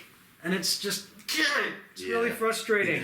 Yeah. And then... And Wheeljack has a character within established Transformers lore. If this is Wheeljack, this guy had no character. Yeah. And then falling back to traveling a little bit further, back to the war sequence, stuff like that, or getting close to it, because then the bird dies because she was... Yeah, she like fights Scourge and then gets infected. Yeah, it was more of she was trying to get Optimus Prime to keep going, broke the bridge down, but Scourge is basically kind of marked her down, basically. Yeah, and then she gets all corrupted and evil, but tries to fight back, and then Optimus Primal has to bear hug her to kill her. Crunch, kind of break her back or crush the organs inside of her or whatever the case may be. Probably the mechanical parts. But actually, how come they didn't revive her? How come they didn't put her on one of the Energon stones and possibly revive her? Why didn't they think of that? Corruption. Well, could they have like found a way to remove it or something? This So- movie's moving at a pace where they wouldn't allow for that. Yeah. Anyways, though, yeah, because she died. They also had they got the artifacts together, which was making the the wormhole for The space bridge wormhole for Unicron to come through. yeah. But Which then actually, the war sequence came in, which was basically the Maximals and Autobots teaming up against the Terracons. yeah, and they were all fighting in the Mordor landscape, as you put it. Yep. For some reason, that action sequence, like I've said, it felt like a kid or two kids playing with their action figures, where they're like bashing them together and stuff. Or a video game sequence where you see a lot of the head honchos just ripping and tearing apart a lot of the like the minor enemies. Yeah, it kind of felt like there's a mission in the tie-in Transformers game where the Allspark generates all these spider-like drones. You're playing as Ironhide, and you have to take out 100 of them so that they don't destroy Bumblebee. It's like, I got flashbacks to that. Yeah, or like any other sequence where you're just like, again, you're one of the main characters, and you're just like ripping through all the little minions, basically. Yeah. In a battlefield, basically. Yeah, but again, this action sequence, I just was not completely enthralled with it, because it just felt like two kids playing with their action figures. And then you got Scourge versus Mirage, which was, that sequence didn't last as long. And all of a sudden when he said, keep going on, I was like, why on earth did you say his name when the objective is for them to hide? Yeah, that sequence didn't last long, and then they kind of kill off Mirage. It kind of, sort of, I mean, he was dead, but then had like a last second was like... Yeah, I mean, I'm like, first off, that is inconsequential, because if you're going to kill the character off, but no, he's not dead. And the thing is, like, I don't really care about this character so much that when this happens, I feel nothing. And then he was like, okay, I'm kind of about to die here, but you're going to have to take the driver's seat, Noah. But then he had his own, you call it, Mega Man. Oh, I got to talk about this. The Mega Man outfit. Yeah, he puts on this, he makes Noah, he puts this, like, mechanical suit on, and I was like, oh, are we going to get an Iron Man suit? Because the way it's shot and filmed, it's like Tony Stark putting on an Iron Man suit. Yeah. But it doesn't go the Iron Man route. It looks like he's cosplaying as Mega Man. Although his fighting style looked a lot like, I want to say Jazz. I was like, ew, I didn't get that secret. I didn't get that at all. I thought he had a little similar fighting style to Jazz, but it seriously looked like it came out of Mega Man with the fighting style. Did, though. Although Mega Man is a side scorer where you're going to the side, you're firing a gun. Yeah. But if Mega Man had more to do, and it's just that was just so weird to watch. It was when he got this. I was like, what the heck? And all of a sudden, it's like, you think you could defeat me alone? I was like, please tell me he's not going to go 1v1 with Scourge. But then Optimus Prime came in. I was like, okay, I can handle a 2v1. Yeah. And then they got this like this shot where you see the Mega Man suit and Optimus Prime. And it's just like, oh geez, we've entered cartoon territory at this point. And then that's when Bumblebee came back and started, coming in. Yeah, this movie was a live action cartoon. Yeah, and then of course, then it got down to the 1v1 between Prime and then Scourge. Yeah, and then he puts him in like this lava or whatever. It was right next to the lava sequence, and it was like all that. And then Elena, she finally got the code down, but Scourge like, okay, I had enough of this. Blast the bridge, or blast the code sequence, which then the code never went through. Because she was about to activate it, but too little, too late. Yeah, I'm just trying to remember much with this film because Scourge dies because, like you said, Optimus Prime kind of like stabs him in like this lava fall. Yeah, that happens, and then I'm just trying to remember the sequence because. Disclaimer here: if I'm having trouble remembering stuff from stuff that Tony and I watch, it's because we just got out of the theater. I'm processing all of it. You know. And then it came down to the one last resort of, all right, everyone get out. I'm gonna blow this thing. Yeah, I did not like that sequence because it's like, oh, are you gonna kill Optimus Prime again? But they don't. And it's like, don't do that if the character's not going to die. Yeah, and of course he was saved by the combination of Noah and Primal. Yeah, Optimus Primal. And I'm like, that was just like, we got to save the good guy at the last minute. Yep, last minute, they got out of there just fine. And then Noah and Elena went back and they got better sequence, or better outcome basically. Well, Elena got the better outcome right away, which was her getting on to 60 minutes. Oh, yeah, but hold on a second, folks. We're going to patch up something quick.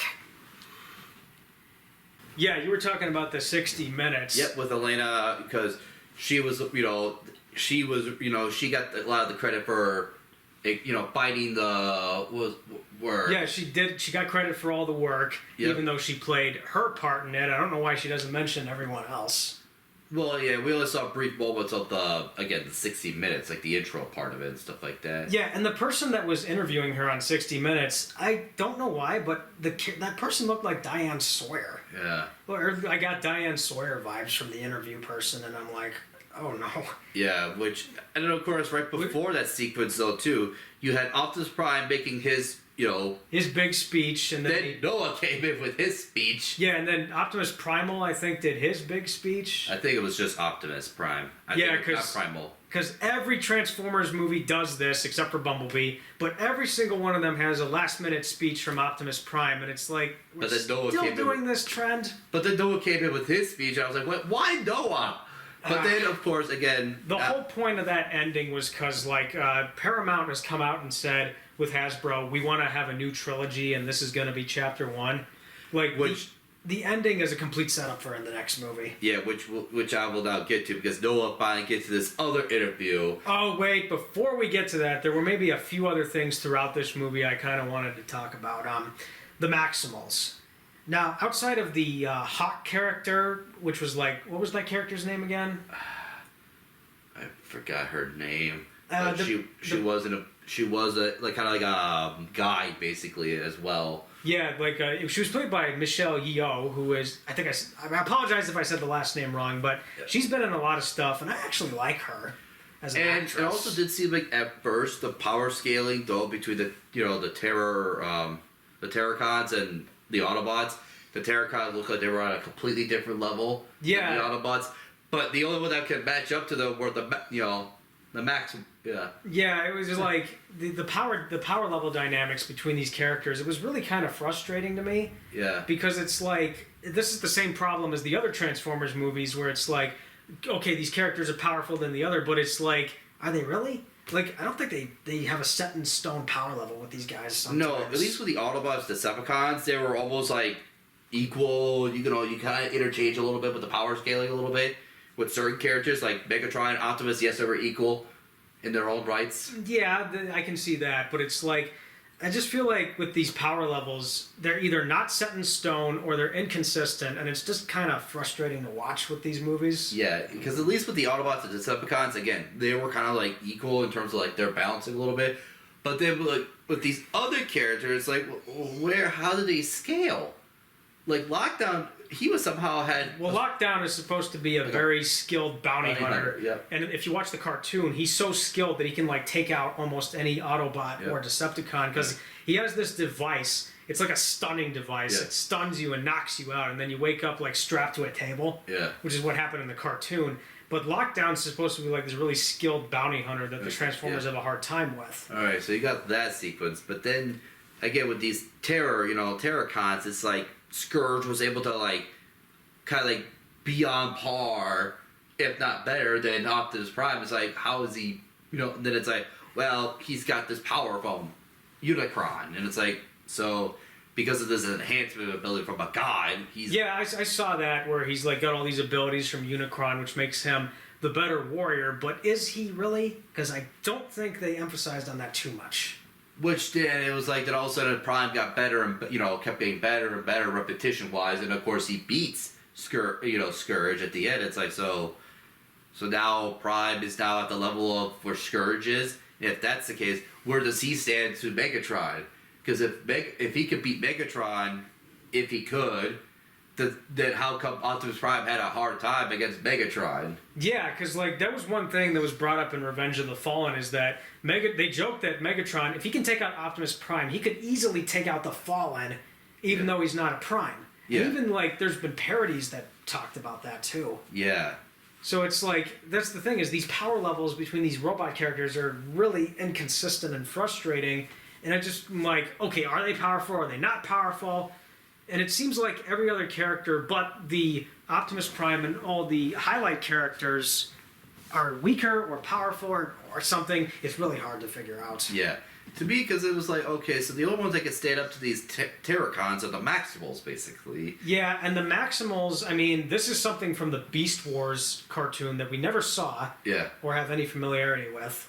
So I cannot tell you how close that was to Beast Wars. But I do know that the voice acting with them wasn't bad, but the only two Maximals that got any kind of spotlight were Optimus Primal, the gorilla, Yep. and then the Hawk character, which was like Arion or whatever. I wasn't very clear on what the name was. But the voice acting with them I didn't mind because it was Ron Perlman who voiced Optimus Primal. And Ron Perlman's awesome. Like, he'll knock stuff out of the park. And then Michelle Yeoh, I think I said her last name right. I don't know. She was good. But the Cheetah character and then the Rhinoc character, there's really nothing to them.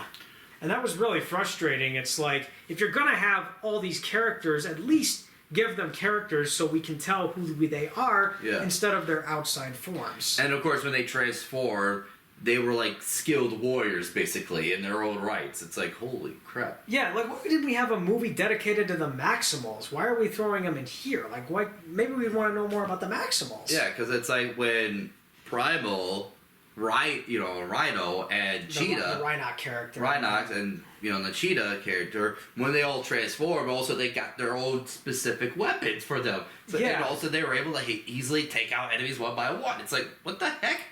Yeah, and I mean, it's like, I would like to know more about these characters, but the movie doesn't want to do that. Yeah. Which is really frustrating. Yeah. And it's like, Oh, another thing that really bothered me was when they find the first piece of the artifact. Well, Elena finds the first piece of the artifact, and then it shoots this bright light into the sky. Yep. And I do not know if this is established or not, but only the Transformers can see it and not the humans. It was talked about with, because Noah was mentioning it. So it's like, so you guys are able to see this beacon to the sky that I cannot see. It's like, yep. It's like, well, that was so weird because it's like... we can see it. Yeah, we can see it, but are we supposed to be in the shoes of the Autobots, or it's just... Yeah, it was like, can you at least show us, like a little bit of the sequence? Because I know the other shows or, like, other animation has done this, to where it's like, we see, like, a bright, shiny thing, and all of a sudden it's like, what bright, shiny thing? Then you look back, and it's like, it's not there. And only that character can see it, but that's really frustrating because it's like, we can see it because we're the audience, and it's like, what if other people in the movie could see it and they were like, whoa, man, what's that? And then they walk all over there and stuff. Yeah. It's like, it's just so strange, and it's just, really frustrating. It's strange because it's like, we as an audience can see it, the Autobots or other, Transformers can see it, but no one's like, what light? It's like, what do you mean, what light? And then there was also this weird jokes that Mirage made throughout the movie. Yeah. Some of it was like borderline, like, there was one joke where he's like, "Oh yeah, Noah's been inside me," or he says something. Oh like yeah, that. yeah. Yeah, and I think I heard some people in the theater who were a little uncomfortable about that. Yeah, because it's I was like, oh yeah, it's like, okay. I was like, yeah, it's like there were a few sexual jokes. Yeah, there was a few sexual jokes in there. It's like. Well, it was like, work partners, you were inside, and it's like, I have to wonder if that was a Michael Bay edition because he's one of the producers on this movie. Yeah. I have to wonder if he was like, well, let's throw some of that in there because I did that in my movies, and I don't know. It was so strange, and like. There was another thing where Optimus told Bumblebee, "You're not going to the drive-through theater anymore," because he plays "You can't handle the truth" to Optimus, and he's like, "No more drive-in theater for you," which was a nice little tidbit of continuity from Bumblebee because he watched some '80s movies on VHS with Charlie, Haley Steinfeld's character, and then that must have got him interested to go see stuff. Yep, and then probably like the adult in the room is like. Okay, no more of that movie. I'm getting sick and tired of you referencing stuff like this. Yeah, and I mean, the other thing too is like, with the robot characters, like with Bumblebee, they're still doing the voice box with him. Yep. This is something that's really frustrating, and people have called it out in the other movies. Yep. Like, why not just give Bumblebee a voice to speak with? Although they kind of gave him his own voice after was it the first movie or? Well, they at the end of the first movie, they're like his voice came back, but no, he's still having voice problems. Then by the last night, it's back, and it's like, make up your mind. Yeah. But I mean, in the cartoons and the video games, he always had a voice. But the movies want to avoid that for some reason. Yeah. And I think they're trying to justify it as, well, it's a different continuity, but it's like, can we at least have him a real voice or something? Yeah. I don't know. It's just. And now. But one other thing. There's a few more things. Yeah. RC's design in this movie was really cartoonish. Oh. Like, I know it's the G1 design of the character, but it was really cartoonish. Yeah. Because, like, I get they wanted to go to the G1 designs to please the G1 fans. But one thing I'll give the Michael Bay films credit for is, like, he kind of was like, okay, if the Transformers existed in the real world, what would they look like? Yep. He did realize that with some of the robots, but then there were other times where it got cartoony or it was just, like, out of place. Yep. And actually, because of these cartoonish designs, like, some of the special effects were a bit dodgy in places. Yep. Other times they looked really well done, because technically this was a pretty amazing movie on a technical aspect. Yeah. Like, it had some really good landscape shots of the jungle of Peru, tons of mountains, and then there was a bunch of well-polished visual effects. So I will give them credit for that this was technically a visually good movie. Yeah. But sometimes it got a bit dodgy, but the designs of the robots were kind of cartoony. I get why, because it's going back to G1, but, you know, it was just, I don't know. They could have done something else, but I get why they were doing it. Yeah. I don't know. That's something that kind of bothered me about it. Mm-hmm. And then, again, the action sequences just felt like two kids with action figures. Yep. I could see what was happening, and I kind of maybe had a little fun with it, but I was just really frustrated with the way they were executed. The acting I didn't mind. I thought everybody did a pretty good job for the most part. So I had no issue with that. They did play a bit of the music from the original 5 movies. Yep. Like, you heard a few themes towards the end. Yep. But outside of that, there wasn't really anything else that was noteworthy, at least in my eyes.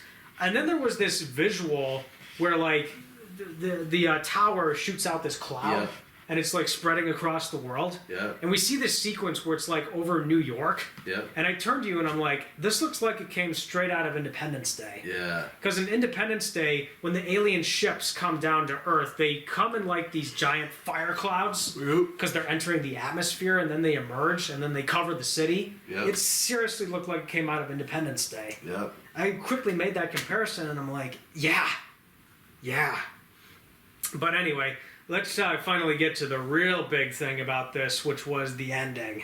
Yep, which was the final interview for the other security job, which then you recognized the guy that was interviewing Nolan. Yeah, he was Steve Lombard in Man of Steel and Batman v Superman. Yep. And he was in some other stuff too. But anyway, but then he was interviewing. And he has the interview, and it looks like it's going pretty well. But then the guy's like, "We know everything about you, Noah." Yeah, because he started to rip. It's like, oh yeah, it's like, oh, it's not on your paper, you know, because he's like, you know, it's not on your paper. Then it was like kind of like played off like another like short, you know, like a short job to Peru, which he was trying to like play it off as a short job, even though it was like you know, this whole great adventure with the Transformers, and that's what the interview guy was like. Oh, you mean with like Elaine and then these? Yeah, and then Noah's like, "Are you guys CIA, FBI?" It turns out they're not. They go, "We're a top secret government organization that's completely off the books." And I'm like, okay, you're Sector 7. You're trying to tie this into the movie. Yep. But then he opens up and it's like, okay. And he's like, all right. And it's like, think about it. Noah flips the card and G.I. Joe. Yeah, and I was like, what? Yeah. What? Yeah, it was like, where do you get the processing? Because we saw the card, and Noah's like, what? And then all of a sudden the door closes, and then of course the movie ends. It's like, wait, time out. G.I. Joe? Yeah, and we were talking about this in the theater. It's like, what? And then it dawned on me what it was as I processed it. Because I think you buy a process like the Hash Bros, you know. Yeah, Hasbro owns Transformers and G.I. Joe, and I know they've talked about possibly doing a crossover for years, which I think is a terrible idea. Because, like, keep the properties separate. They do good on their own. They don't need to be together. But the idea of you just...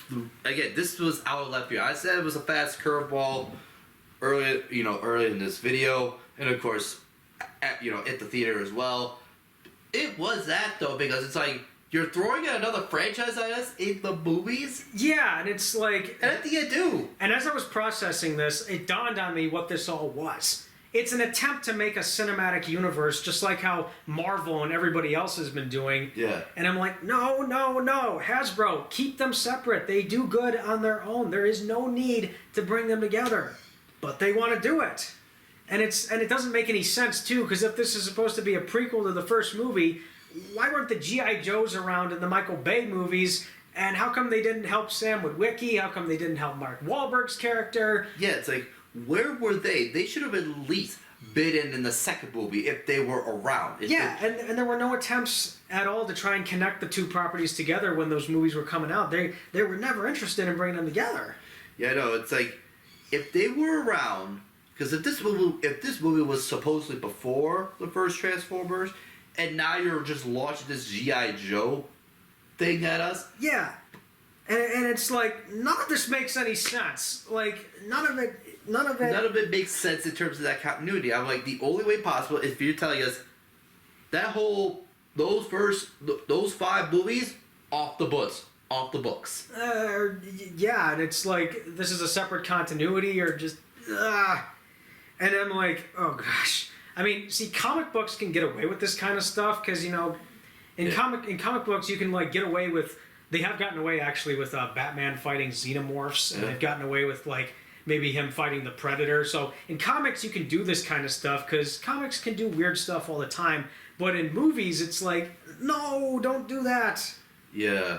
And it's just like, we were trying to figure out how this all works, and it's like, none of this makes any sense. Like, what's wrong with you, Hasbro? Why are you trying to connect these together? It's like, why you put the two sparks together like this so soon? Yeah, and it's like, clearly they're trying to build a cinematic universe, and I'm like, no, please don't do that. Because so many studios outside of Marvel and the new Godzilla Kong movies have failed. All their cinematic universes are like nowhere near Marvel. It's like, stop doing what Marvel's doing. You don't need to copy Marvel. But they keep doing it, and it's like, And I'm starting to like try to figure out too, like, who was the guy that interviewed Noah? Like, what was his character in the G.I. Joe? Like, who is he supposed to be in the G.I. Joe? Yeah, but he's never been in any of the G.I. Joe movies, because the G.I. Joe movies have, like, big action stars and, like, people you recognize. Yeah. But it's like, who is he supposed to be in this version? And who is Noah? I mean, you said Noah's supposed to be, like, an original character, but it's like, with this G.I. Joe thing, and it's like, wait. Yeah. Who is he supposed to lead up to as? Yeah, and I was trying to figure out, like... I was trying to figure it out too, but I couldn't, and it's just, I mean, just, But a Hasbro cinematic universe is something that I absolutely do not want to see. Well, it's definitely, again, it's like, we got flung into this vortex, basically, and now we're trying to see where does this lead us to, basically. Yeah, and I mean, it's just, why not just keep the properties separate? Because that's what I would do if I was in charge of all this. Yeah, but now, again, because of this G.I. Joe introduction into without any context, without anything whatsoever, any hints, any clues, without anything, we're now into this vortex of, okay, Hasbros, what's your grand scheme with this G.I. Joe Transformers? I'll tell you what. G.I. Joe in the Transformer universe now. You just threw them in there. I'll tell you what it is. They're trying to compete with Marvel. That's what they're doing. And it's like, no. I mean, Marvel is right now in their, in their quiet mode. So if there's any time to do it, you might as well have it when they're at their back down here to square one a little bit here. Quiet mode? You said quiet mode? Quiet mode, because there's not a whole lot of things, because the Guardians have... Oh yeah, the Guardians were wrapped up their deal. They wrapped up their deal. Iron Man is not around. Doctor Strange is still there, but, Spider-Man's going to be around still, because they announced another movie with Tom Holland. Yeah. So, everything is kind of like... It's trying to reset up for another big, grand... Which is going to be Kang the Conqueror if they stick with that. Either that, or they have to figure a way out of it to get to Secret Wars, which... Well, I know which, Kang Dynasty and Secret Wars will involve Kang, but they got to figure it all out. probably, but I was about to say more of the fact of like that, you know, it'll be unfortunate for you, but they probably have to throw out Doctor Doom, you know, as like a, you know. I do not want them to introduce Doctor Doom in the Fantastic Four reboot. Use another villain. I am so sick of these movies using Doctor Doom as the villain. Not in the Fantastic Four. I was talking a little bit more about Secret Wars. Well, Have a period Secret Wars before the Fantastic Four. well, the Fantastic Four is going to happen before Secret Wars, Yeah. and I'm like, do not introduce Doctor Doom in Secret Wars, because if you're going to introduce Doctor Doom, do it in a way where it's not going to completely come out of nowhere, and I'm going to be like, there was no build up to it. I don't know. But yeah, I mean, that's the thing is, like, Marvel, they've been so successful with their cinematic universe, and other studios have been trying to copy their success. Yeah, or And replicate it, yeah. And the only studio that has been close to Marvel's success is the new Godzilla and Kong movies. Because at least with those movies, we have the Godzilla and Kong adventures, and then they come together for their big fight, and then after that, we could introduce more kaiju or other team-ups. Like this new, like the recent, or a few months ago, teaser for the new Empire. Godzilla x Kong New Empire. Yep. Yeah, they're going to team up again because there's a threat in the Hollow Earth that they're going to have to fight. Yeah, What the threat is, we do not know. Well, it looks like it's an orangutan that may have, some people talked about, saw the comment section, lightning abilities? Yeah, like kind of Like an like, ancestor of Kong? kind of like how the Toho Kong had that. Yeah. But I really want the villain to be Biollante, because Biollante in the Hollow Earth could work. Yeah. I could see that working, but they would have to come up with a way to like justify it, because Biollante is Godzilla's DNA mixed with plants. Yeah. They could find a way, but maybe if Biollante doesn't end up being the villain, because I've seen really good fan art of Biollante in this Yeah. universe, it would be really nice. Yeah. But anyway, yeah. Hasbro is clearly trying to build a cinematic universe with this, and I'm like, ah. Yeah. They've talked about this crossover for years, and I was completely opposed to it, because just keep these properties separate. But I even went to you, are they going to try and squeeze the infamous Battleship movie into this? I don't know if that's even possible, because that is a separate entity in and of itself. It's a board game per se. That's a board game basically, though. I really don't want them to do that. I don't think it's possible, at least with the board game aspect of it. Now, I could see a board game like Battleship and Risk mixing together into like a big grand war movie. Yeah, that could kind of work if it was a war film, but done in a way that we found approachable. Just don't do anything fantastical or sci-fi about it. Yeah, like I could see that, because it is two separate war games, but it still falls under the same category of a war thing, but it's kind of like, okay, one's a little bit more on the ground, because you're going by territory in terms of the map, versus Battleship, which is mainly a Navy operations type of thing. Yeah. So I saw where you were coming from with that, and it could work, but you never know. But they're probably never going to make it, because that would not make a lot of money at the box office. Doesn't matter how well you make it, it probably wouldn't do nearly as good. No. But again, with this G.I. Joe, at least with if you could with G.I. Joe, because that is an action, Well, Cobra's more of a terrorist organization Yeah. than like a rogue country. Yeah. And you got this super secret government organization working to take them out. Which, again, now going to, because you got, G.I. Joe and then Cobra, it's like, so is Cobra going to, like, team up with, like, the Decepticons or Terracons? That is something I absolutely do not want to see, because that would just be really silly and very comic booky. Yeah, like, exactly what's going to happen. Like, those two are going to team up for some reason or something like that now. Yeah.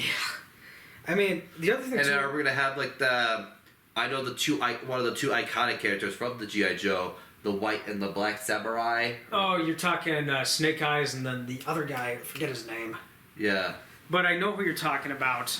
Well, those two should have a movie about them. And I don't know if that was in the Snake Eyes movie or not, but I never saw that. Yeah.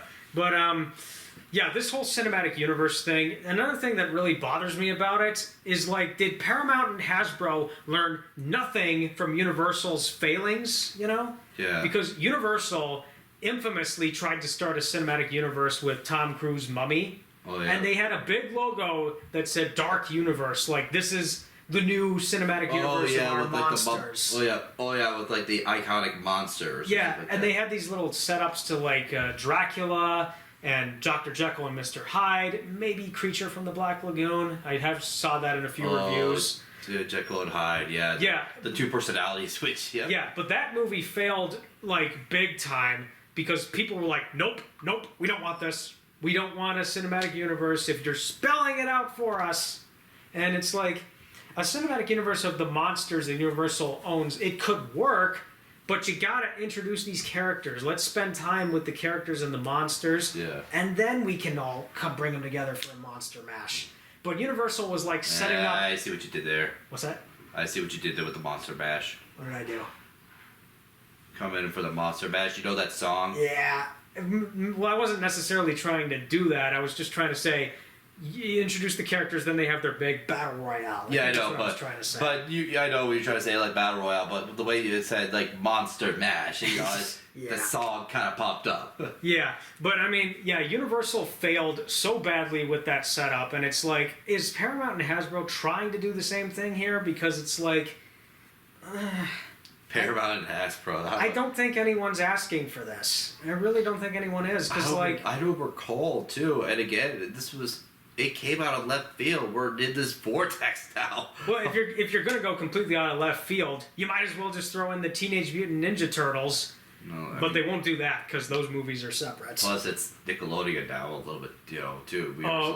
Well, Nickelodeon's a part of Paramount and Viacom. They could find a way. Oh, that's right. That's true. They are part of Paramount. Yeah, Or if you're gonna go out of left field, then have like He-Man and Skeletor come out of an intergalactic portal, or something like that. But if you really want to get super radical and crazy, because I think this happened in comics, there was a crossover between Transformers and the Care Bears. Oh God, no! I think Linkara talked about that in one of his reviews. No. If you want to get super radical, Hasbro could do that. Oh God, that just sounds terrible. I know. I couldn't bother to sit through that because I know at one point Hasbro did consider crossing over Transformers with Gem and the holograms, but nope, don't do that because that movie is a historical flop. It only was in the theater for 2 weeks and everyone hated it. Yep. Because it was unfaithful to the cartoon, and it's just like, Yeah. Actually, now that I think about it, with Hasbro trying to connect their stuff, it's almost like when Hanna-Barbera announced they were going to do a cinematic universe of their own. Like the new Scooby-Doo movie from a few years ago that was computer animated. That was supposed to be the start of a Hanna-Barbera cinematic universe where you would have seen Scooby-Doo team up with the Flintstones, the Jetsons, all the other Hanna-Barbera properties, and I'm like, no, keep them separate. I know they did I know the Flintstones and the Jetson had their own crossover one time. Well, it made sense because it's the past meets the future. Yeah, and then I believe the Jetson also did one with the Justice League. Not the Justice League. Super Friends. Super Friends. I don't remember that I one. think it was but Super Friends. I do know that Scooby-Doo had a crossover with Johnny Bravo, if you remember that. I think I remember that too. They also had one, this was more recent. I say more recent, not like 2000 or something like that. But I think like a few years back, 5 years back or something like that, with the supernatural characters. Supernatural characters? It was like the two guys who... They do a lot more investigation. Oh, yeah, I know what you're talking about. The Supernatural TV show and Scooby-Doo crossed over with them. Yeah, but it was more of the Scooby-Doo animations. Yeah, and then they did a crossover with WWE, and they did like some other stuff. Yep. And I'm like, you're really running out of ideas at this point. Well, Scooby-Doo has been running out of ideas for a while. Well, that's because a lot of the good Scooby-Doo stuff happened already when we were kids.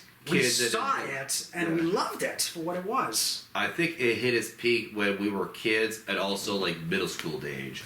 Because I think after that, that's when they were just, like, slowly going downhills. Yeah. And then they had this Velma, TV show. On HBO Max. I'm not even going to talk about that because the few clips I've seen of it, it's insulting. Yeah. I don't want to go into it too much because I don't want to cause any controversy. A lot of people will agree with that, though. Yeah, the few clips I have seen of it, I'm like, it looks insufferable. Yeah. It looks about as insufferable as She-Hulk was, and I hated She-Hulk. Yeah. I could make a rant video describing how bad She-Hulk was, but I already did that in Black Panther: Wakanda Forever. I'm not going to do it again. But Yeah. yeah, I mean, how do we sum up Transformers: Rise of the Beasts now? Well, out of the entire Transformers movies, Oh, are we going to do the ranking first and then the summary?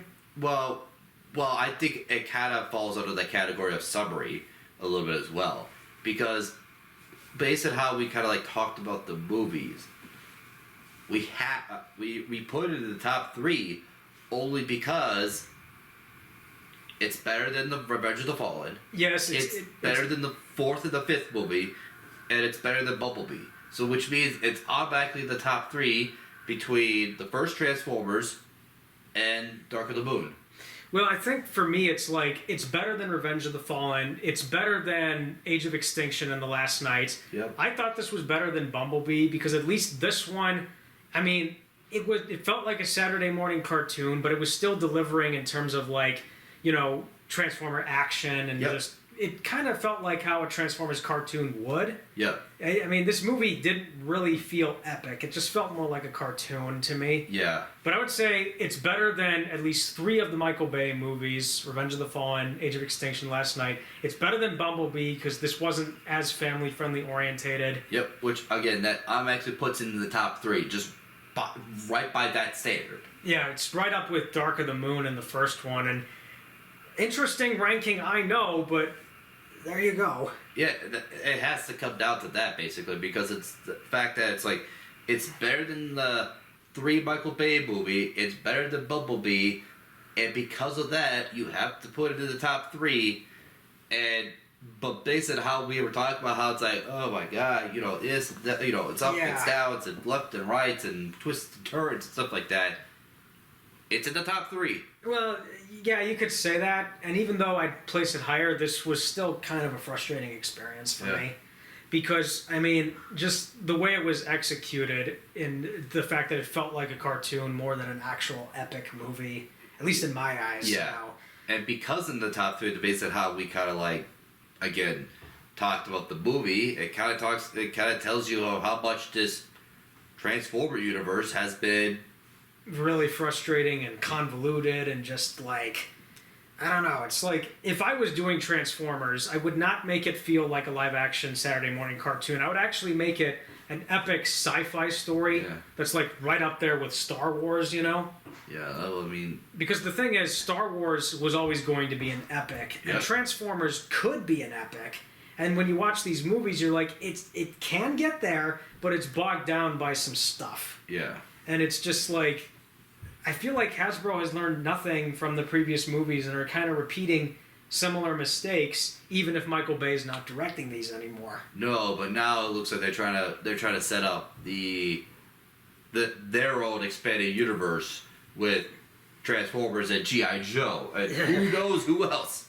Yeah, I mean, just do not make that cinematic universe. I really don't want to see that. Maybe we're already down that vortex already because it's already in the movie. Yeah, but it's who's really going to want to see that? Because I don't even think the 80s children want to see that. Unless there's people that are super delusional and probably get a kick out of that. We'll see, because again, it was not brought up. I mean, it was brought up by conversations, but it was never brought into movies until now.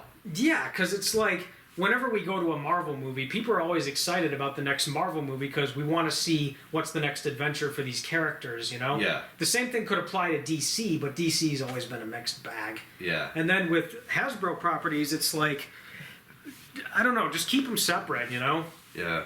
Because it's the thing is about these 80s adaptations is most people have said they're very frustrating adaptations because whenever a Transformers movie comes out, people will talk about how it's the worst thing ever, or it's just, in my case, the most frustrating thing ever.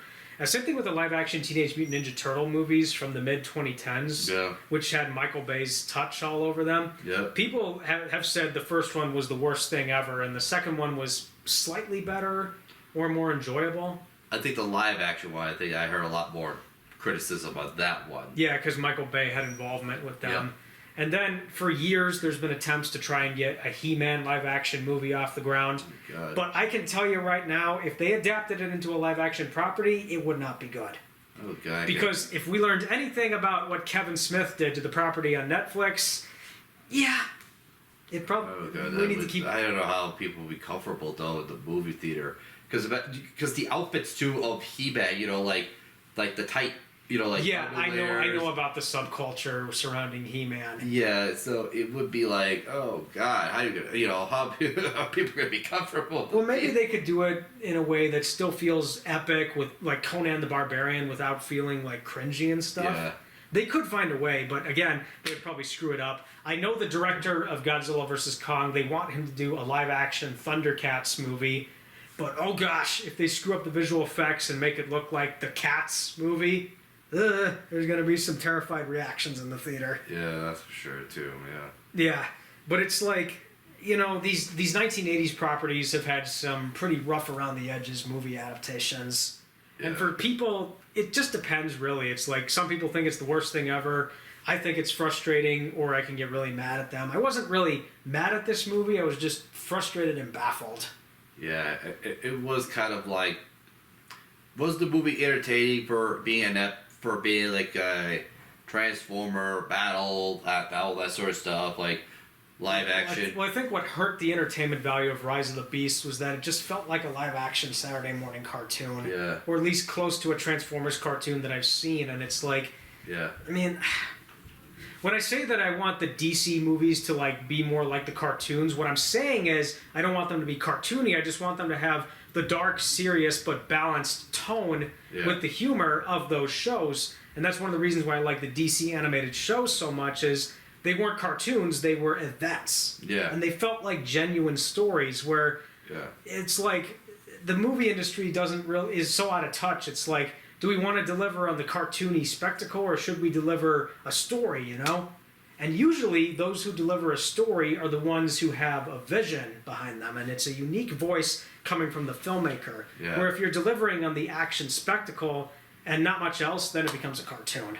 Yeah, because on the spectacle, it's still as like any other Transformers. It's still a spectacle and stuff like that. Yeah, I mean, it's not Michael Bay's style of action. This wasn't. No. Like this didn't really feel like a Michael Bay movie, but I just feel like this movie kind of somewhat feels similar to those movies, but not entirely. No. Like if I had to write a review for this, and I'm not sure if I will, but it's like, yeah. Action-wise, it was fine.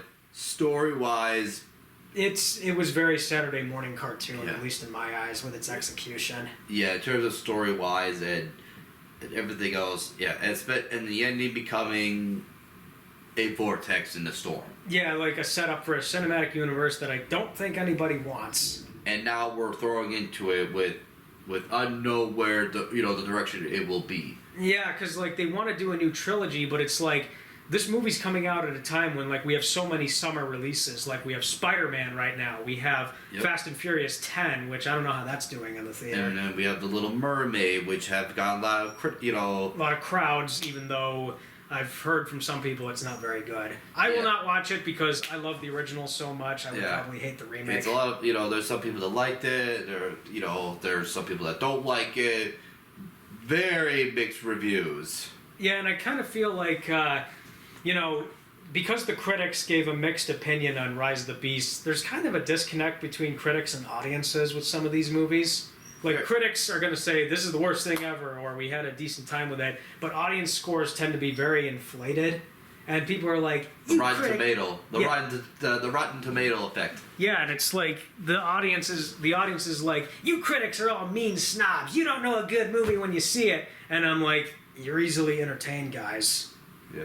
And I mean, I know I come off as a critic, but the thing is, I like being it because I just feel like, we need movies that don't feel like cartoons or just feel like they were made for kids at times. Well, I think the disconnect also, you could almost say too, a lot of it too, good chunk of it, comes from the kaiju movies as well. The kaiju movies? Well, because we remember Godzilla, some people are like, oh, there's not that much story behind it, but it's like, it's a kaiju movie. Yeah. We're expecting Godzilla. Yeah, and we're going for the monster fights, but if there's a story that I at least find tolerable, then, But I've never had too much of an issue with the stories in those movies outside of maybe some bad science or just some silly stuff. Well, yeah, the whole thing is like a lot of the critics, they critique a lot more of like, there's very little to no story, and stuff like that. Where the story to there, like the side story a little bit, these kaiju, like the Godzilla or the Kong, it's like, it's decent sub stories a little bit, but our main event, which was showing the majority of the movies a lot of time, are the kaijus, which is what we like to see for. Yeah, and it's like Godzilla vs. Kong delivered on that because the people behind that movie were like, you are coming for the action, and Adam Wingard delivered really well with that. Yeah. But I know critical reception of that was mixed to positive. There were people that still liked that. Yeah, well, I heard a lot more, the critique came from more of the critic sides, where a lot more of the positive came from the audience, because it was like, that's what we came here to see it for. We came to see a kaiju fight. Yeah, I know that Zack Snyder's DC movies have had an audience-critic disconnect, which I'm like, well, that's probably just DC fans. I don't know what the deal was with the Zack Snyder disconnect. Like, people that like him, then there's people that don't like him, or you're in the middle with it. I just feel like Zack Snyder's movies had probably one of the biggest audience critics disconnects ever. Well, I think the disconnect really stems from the extended cut. Of Justice League? Yeah. Well, and no, before the extended cut, there was an audience critic disconnect with Man of Steel. Like, some people didn't like it, others liked it. Same thing with Batman v Superman. Oh, yeah. I think I've ever, at least with the Superman, or I think it was either Superman or I think either Superman, the Man of Steel, or Batman v Superman, where it was both, where the audience disconnect was really huge. I was about to mention Angry Joe and the Nostalgia Critic had like a collaboration. Yeah, the Angry Joe Nostalgia Critic review, where there was a huge disconnect between them, and you had to sort of pick a side. But then they came together in the Batman v Superman review, and they turned on Zack Snyder, like pretty much a lot of people did. Oh, that's right. I think it was the Man of Steel where they had the disconnect, where the critic was like, well. Angry Joe was like, but this shows, Superman and stuff like that. Yeah. His struggles and stuff like that. Well, Nostalgia Critic was like, but the story is not that great. I know, and it's like, when Iron Man 3 came out, there was a huge disconnect between critics and some people about that movie, too. Yeah. And some audiences liked it, other audiences didn't like it. The critics liked Iron Man 3. I hated Iron Man 3. And still do, because it's not a very good movie. Yeah. It also doesn't help that the director of Iron Man 3 went on to make Predator 4, and everyone pretty much hated that. Yeah. And then I remember there was an audience disconnect with Star Trek Into Darkness, where some Star Trek fans with the new movies, they were like, oh my gosh, Gene Roddenberry's been disgraced. This is the worst thing ever. I'm trying to remember, because I remember the first two, the newer Star Trek movies. 2009, and then Into Darkness, and then Beyond was the third one, which I never saw. Yeah. Well, there was the one newer version with Khan in it, with Benedict Cumberbatch, and I liked him as Khan. Yeah, that was a really good one. Even if I've never seen the original Wrath of Khan, but then again, I'm not a Trekkie, so there you go. No, but I've never seen those. That second movie, and then the first one with my dad, because my dad was the Trekkie guy, the Star Trek guy.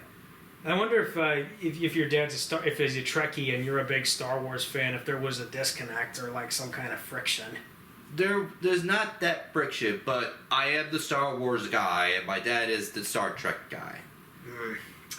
Yeah, I mean, it's just like with all these audience disconnects that are happening lately, it's like this movie's getting affected by it too, because I did see the Rotten Tomatoes score, Yeah. And I feel like with some upcoming movies that are coming up pretty soon here, there might be even more disconnections, and it's just going to be a continuing trend, and it's never going to die. Yeah. But it's like, I feel like with the audience score, there are people that are really easily entertained, and then the more level-headed reviews get drowned out, and you don't really see those too much. You also got the Puss in Boots, movie with the three wishes. I don't think there was Last Wish. I don't think there was an audience disconnect with that. That one everyone loved. Yeah, I think everyone liked that one a lot. I liked it too. I thought it was great. Yeah. Because I am a big Shrek guy, and I just loved it for what it was. Even if its animation style kind of copied into the Spider-Verse. Yeah, the Spider-Verse, yep. But I enjoyed it for what it was, and I actually want to see it again because I loved it. Yeah. But yeah, I mean, with this Transformers film, I know for certain there's going to be an audience critic disconnect. Mm-hmm. But I mean, at this point with the Transformers, the other thing I kind of wanted to bring up is like, when this movie's advertising was coming out, it was inconceivable that a Transformers movie comes out and I don't care. Because I remember the first three movies, the hype surrounding them, and it was just, I love their trailers and marketing, and I go back to them and I'm like, these are still really good trailers. The kind of trailer that can get you hooked to go see it.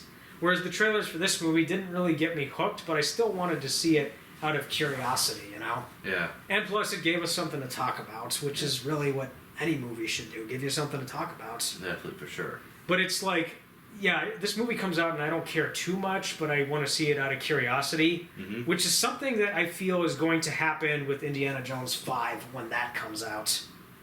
Yeah. Because I can tell you right now, it's inconceivable to most people that Indiana Jones comes out and you don't care. But in my case, I really don't care about Indiana Jones 5. I know you definitely don't care about the Barbie movie. Oh, gosh.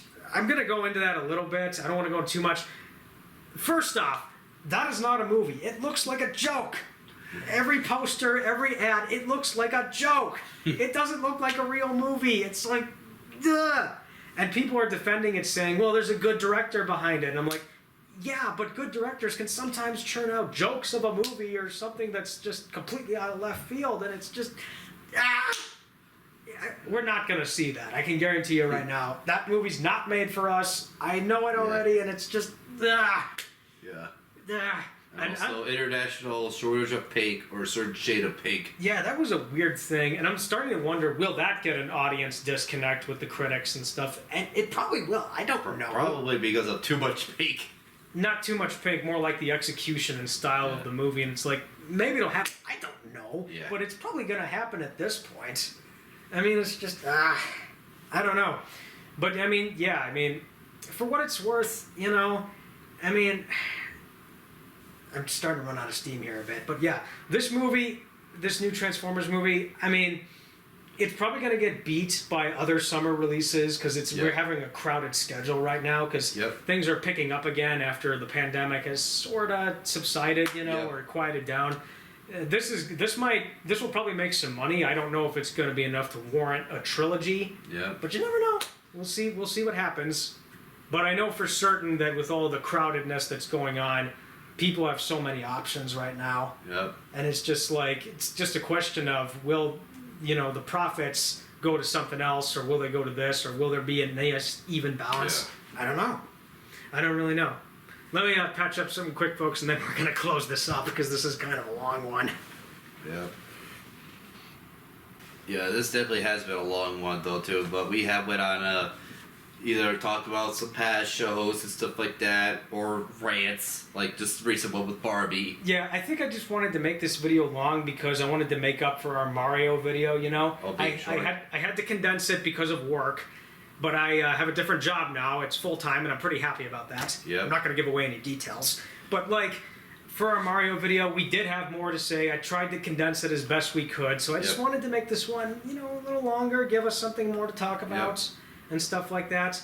But I think, in closing with this new Transformers movie, if you've been following the movies closely, then I would say go see this. You'll probably have a different experience with it than I did. If you had a really frustrating experience with the other Transformers movies, you're probably going to have it with this one. Yeah. Because it's the exact same frustrating experience. Most likely, it's probably going to be one of those, you see it once, and probably that's about it. Yeah. I mean, I didn't hate this movie. I would just say it's a very, like, I don't even know if it's an okay or fine movie. It's just kind of, there's stuff about it to like on a technical aspect. Yeah. But everything else, I mean, yeah, it's just really frustrating. Yeah. This, I mean, I don't know. I don't even know if this is a bad movie or not, because it's not a terrible movie. Not like, again, like we mentioned before, like Revenge of the Fallen or Age of Extinction or The Last Night. No, but it's not. But it's not like a great movie. It's a decent, solid movie, but it is in the top 3 because of the fact that the other Transformers movie were not the greatest. Yeah, and I mean, you know. It's just, I think it's just kind of like, well, I don't even know. Bumblebee was just a decent movie. Well, Bumblebee is kind of debatable because there's people that really love that movie. I didn't overly love it like other people did. Yeah, I thought it was just a decent movie. I didn't hate it. I didn't love it. I thought it was a decent movie. I actually remember when we saw Bumblebee in the theater, you were actually cringing at some moments that I remember. There were some cringy moments. I will not lie, but it's a decent movie nonetheless. But there were some cringy moments. Yeah, and even I'm looking at those scenes again, and I'm just like, oh, I can see where you're coming from.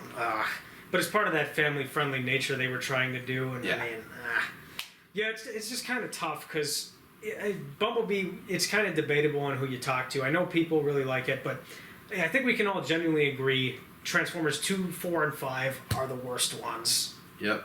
And if I had to personally rank 2, 4, and 5, 2 is better than 4 and 5. It may be sloppy and just crazy all over the place, but 4 and 5 are more insulting and nonsensical. Yeah. At least in my eyes. Yeah, and like I said, Bumblebee I would rank ahead of those 3 for sure. Yeah, I would. And then Dark of the Moon, obviously, I thought was the best of the sequels.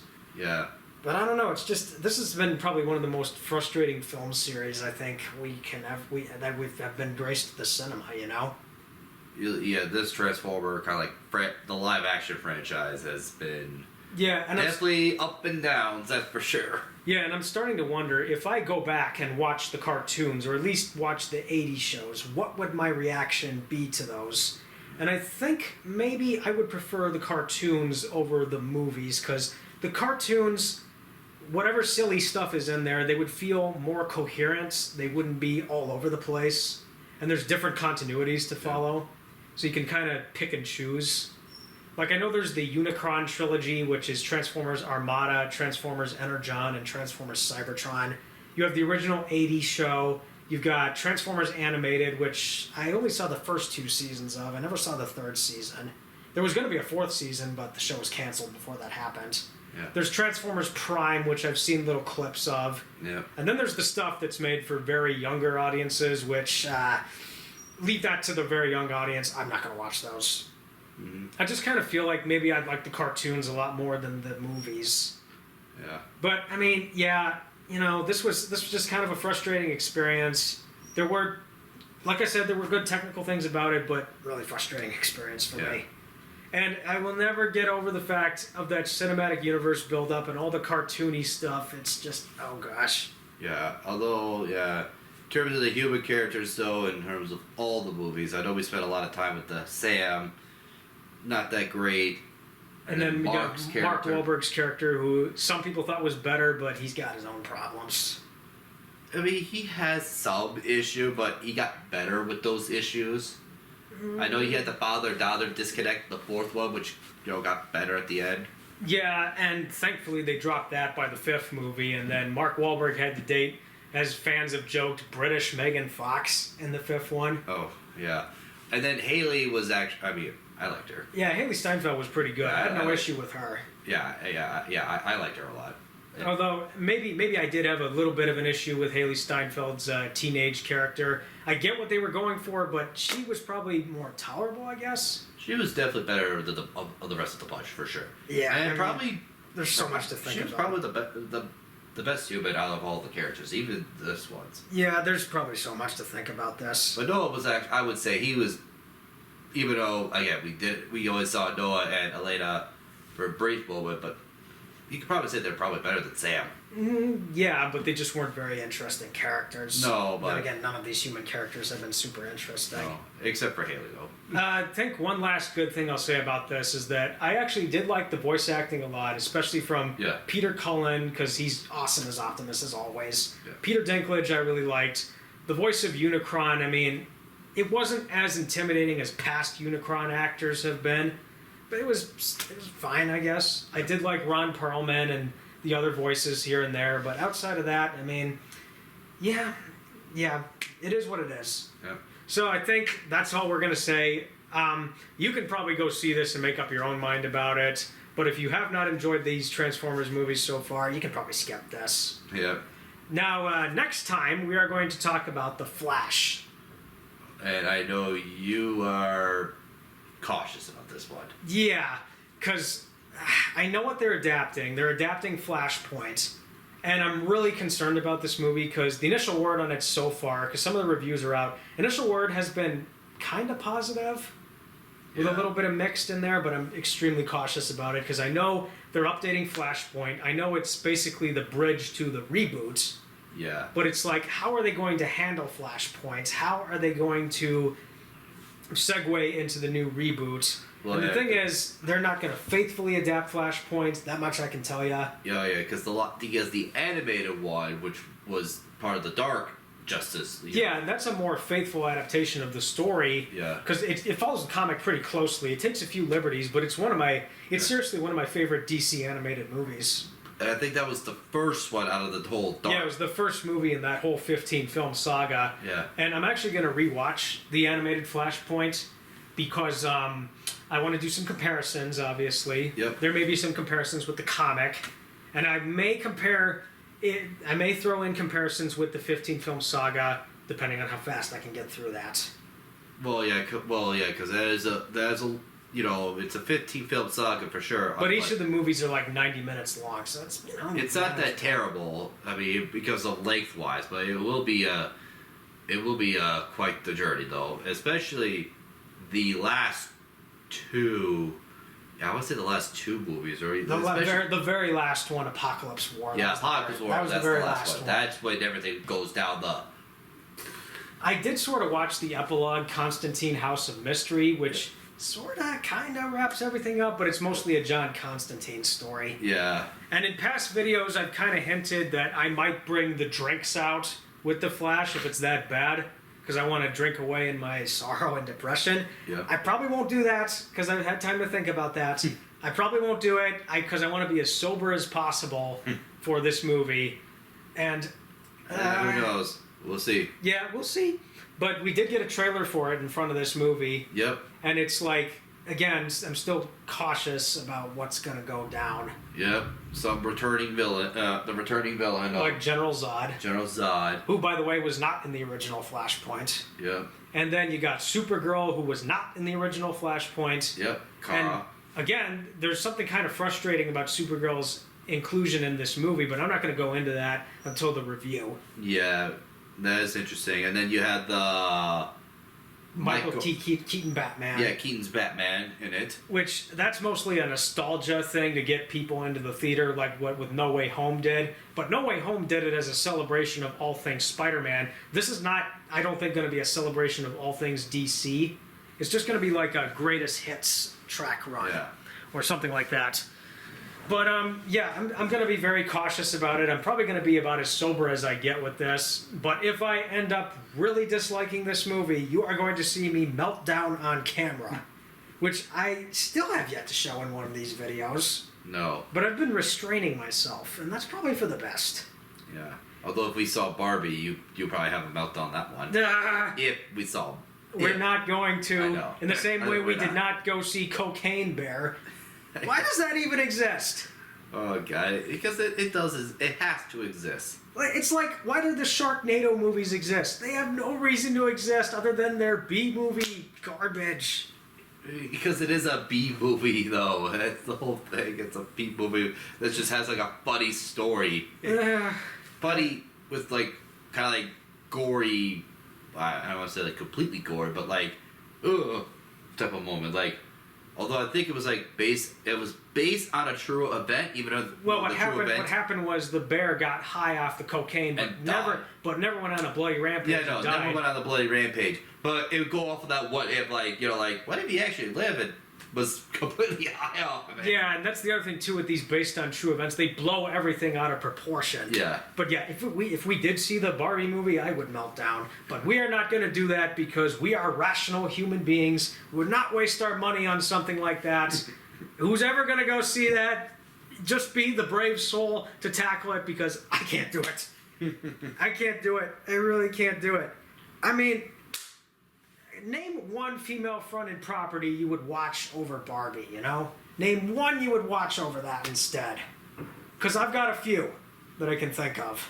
Oh, are you talking like those, like a female, like, lead? Female-fronted lead kind of thing. Like franchise or just something you know. Oh, like Wonder Woman? Yeah, like that. I would watch Wonder Woman over Barbie because Wonder Woman's an intriguing character. How about if they did like a live action of Powerpuff Girls? Oh, that would suck. But I would watch the animated show over that. Because at least that's entertaining. Yeah. And has some intriguing storylines. I will give it that. Tomb Raider?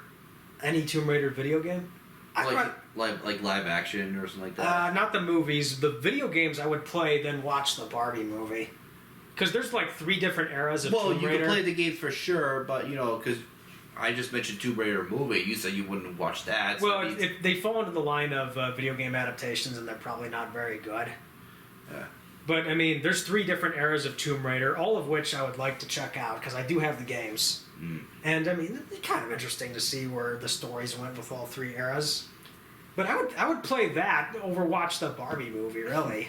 Well, play that. That's different subject, though. Okay, let me think of another watch example. I would watch, because I know there's a different amount of characters in this franchise. There is a female lead. I would watch the Alien movies over Barbie. Because Ellen Ripley's the main lead of those movies. Well, yeah, Alien and Aliens, yeah. And Alien 3 and Alien Resurrection. I still have not watched Alien Resurrection to this day. I don't know why. And then, Prometheus and Alien Covenant had female leads mixed with the other characters. Oh, yep. I would watch those over the Barbie movie. Even though I know people hate Alien Covenant. Sequel Star Wars? No. I've drawn the line with that. Oh, you've drawn... I'm drawing the line with that because episode 8 and 9 were terrible. So you would watch Barbie over episode 8 and 9? No, I would not watch Barbie over that. I would not. I know it's really confusing, but I'm just what other fronted franchises are there? Because I can think of a few. I would watch Black Widow over Barbie because I liked that. I got more entertainment out of that. And I know people maybe had some issues with it, but I liked it for what it was. WandaVision? No, not again. Not again. Because I had issues with that show. So you'll watch Barbie over WandaVision? Now we're making it complicated. I would not watch Ms. Marvel or Captain Marvel again, even though I probably have to for the Marvels. She-Hulk over Barbie? No, I'm not suffering again. She-Hulk was terrible, okay? And everyone knows it. Why are we going on about this? Because you brought it up. You brought it up. There's other lines I could cross, maybe, but just, oh gosh. We gotta end this. Yeah. I just say you brought it up in terms of the female lead movies. You know what? I just thought of one more I would watch over Barbie. I would watch Kim Possible over Barbie. Okay, but that's a TV show and all that sort of stuff, yeah. Well, you know what it is. I know what it is. But I would watch that over Barbie because that's got an interesting character. An actual superheroics go down in it. Alright, I guess what about, I was about to say the Teen Titans, but that has a mixture of, like, it's two lead girls. I would watch Teen Titans over Barbie because at least the female characters in that show are really interesting characters. Teen Titans Go? No, the originals with Starfire and Raven. I know, but Teen Titans Go, though. No, I'm not doing that again. I only got through 2 episodes of that, and I'm never going to go through that again. Oh, gosh. I would watch the canceled Batgirl movie over the Barbie movie because, that might have something interesting about it, but we'll never see it. Suicide Squad? That's a mixture of characters. Oh, that's right, a mixture of characters. But at least Margot Robbie's Birds of Prey. No, I'm not sitting through Birds of Prey again. Even if I'm not even going to do a full-fledged review of it. It was and it has terrible. the same actress too in the Barbie movie. Yeah, but she was obnoxious in Birds of Prey. She was way more tolerable in the Suicide Squad movies. Literally the exact same actress. Okay, I'm done. I can't do this anymore. I can't do this anymore because we've gone off the rails. All right. We always go off the rails when we do we do. But I'd say you brought the question upon yourself. Just saying. Well, I just wanted to throw that out there because we got no trailer for it in front of this. I could have gone on a rant about the trailer. But the trailers we did get in front of, this is the last thing we'll talk about because we got to wrap this up. But the trailers we did get in front of Transformers were kind of interesting. But the only 2 that stood out to me were Meg 2 and The Creator. Oh, and that was the first 2 that they showed. Yeah, the Meg is a sequel to the Meg. This Meg 2 is a sequel. And it's the giant Megalodon and Jason Statham defeating the giant Megalodon. But now there's 3 more in a Kraken creature? Yeah, there's an octopus Kraken creature. But in the book, because this is actually adapted from a book series, the Meg fights the Chronosaurus in the book. which was an ancient marine reptile that was a very aggressive predator, and I want to see that, but I don't think they're going to do it. Yeah, the second one it had like 3 megs, and then The first one had a couple megs. Yeah. Even though you told me there was 1 meg, but I remember there's 2 megs. Yeah. And now the second one there's 3 megs. we gotta up the ante. And again a squid, kraken, whatever creature, because I did see some tentacles coming out of there. Yeah, I don't know if we could see that and do a video of that, because you said you never saw the first one. Yeah, I have not seen the first meg. Maybe we'll skip that one, but I do know that the first Meg, which I have seen, it did rip off Jaws in places, but what shark movie doesn't? Yeah, that's for sure. And like, not only that, but if you read the books are much more scary and gory compared to the movies, because the movies don't really, well, I think they're going with an R rating with number 2, but the first one had a PG-13 rating, which really toned it down. And it was more action than horror, which really killed it. Which this one kind of leads to more horror. It's a mixture of horror and action. Well, I would say this is more still on the action that was in the previous movie, and nothing scary about it. You never know. They have a few jump scares in the trailer though in Meg 2. Yeah, but they weren't really all that scary. None of them were, because jump scares are pretty cheap. And then the second trailer that stood out was The Creator, which was Gareth Edwards' next movie, and I'm like, where has he been all these years? Because the last movie he did was Rogue One, a Star Wars story, and then he kind of fell off the radar. Yeah. And now he's coming back with this movie where this AI kind of like converts humans into these like weird androids with like circular see-through holes in the back of their heads. And then apparently the secret weapon is a kid or something like that. Yeah, I mean, it may be derivative sci-fi, or at least maybe sci-fi I'm familiar with, but I actually kind of want to see it because it's Gareth Edwards and he hasn't done a movie in a long time. And you never know what it could be. And then you had like some of the other movies. Mission Impossible was popped up there. Yeah, which I'm not really into the Mission Impossible series, so I'm probably going to skip that. And Tom Cruise doesn't age. He still looks the same as he has all these years. For some reason, he still hasn't aged. Yeah, he's aged quite well. I mean, the dude never ages. Yeah. And then, of course, there was the Flash trailer, which I've already talked about. Yep. But be on the lookout for that with the Flash, because that's going to be our next one. I mean, I'm cautious, but we'll see where it goes. Another trailer, the Teenage Mutant Ninja Turtles. There was no trailer for that in front of I saw a trailer for that. We saw a poster, but there was no trailer. But I have seen trailers for it and other stuff we saw, and I mean, it's copying Spider-Verse's animation style, but I probably don't want to see it because of that. And not only that, it's just off-putting how they actually sound like teenagers. Because for years, we had more professional voice acting behind these characters. Well, I know one of the characters from the Amazing World of Gumball. Yeah, and when you pointed that out to me, I'm like, oh my gosh. Because I only saw a few episodes of that, but never really got into it. There's just something kind of off-putting about the Amazing World of Gumball, really. It's one of their unique and interesting. Well, it came out at the time when Cartoon Network was really declining as a network. I mean, it's already at its decline, though. Let's just put it that perspective. Although I think that one was like one of the better ones out of its decline.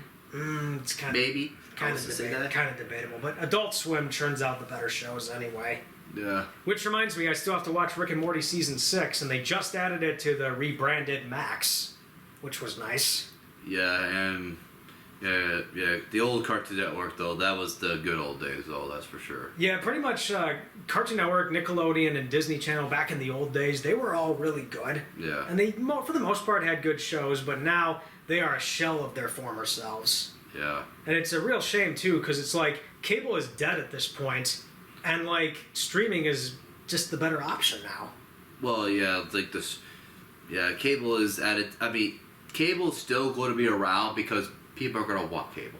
Yeah, but it's like you can live without cable and it would save you money. True.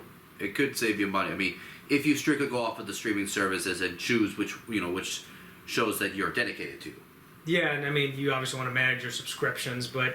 Or you can obviously go with the YouTube TV thing, which, will cost a good amount of money, but you have access to a lot of channels. Yeah, that's true, but I would still pick streaming over cable because cable's pretty much dead at this point. Yeah. Oh, before I wrap up this video and close it, there were two things actually in Transformers. There was a guy in the movie where he's like, I don't pay for cable because I'm like against capitalism and stuff. Is that that's the guy that ditched Noah though? Yeah, and he was like, I'm not paying for cable because I'm going up against capitalism, and I'm like, well, back in the '90s, cable was good. It's like, why are you protesting it? Yeah, I don't know. Weird line. Didn't need to be in there. Yeah, and of course he ditched him, and then it also betted that the car that Noah built at the end, or built Mirage back up again, was like, I bet you the car will not start. Mirage, and it's like, all right, I'm back alive. Yeah, I should also point out Mirage inadvertently injured some cops in the movie too, because like there's one scene where he goes off of a ramp, and then the cop tries to follow, but then the car gets flipped and then gets hit by a bus, and then he does one of his holograms, and the cop like rams straight into the thing, and I'm like, dude, you're supposed to be protecting the humans. You inadvertently injured or probably killed these people. Yeah. I mean, it's just, it's crazy. And then the last thing is that they name dropped Marky Mark and the Funky Bunch in this movie, and I'm like, get it, because he was in Age of Extinction in The Last Night. Oh, yeah. I mean, just, oh gosh. They might as well have thrown in some weird Shia LaBeouf reference if they wanted to. But thankfully they didn't do that. Yep. And actually I was also kind of happy that they didn't do the love interest angle with the two leads of the movie.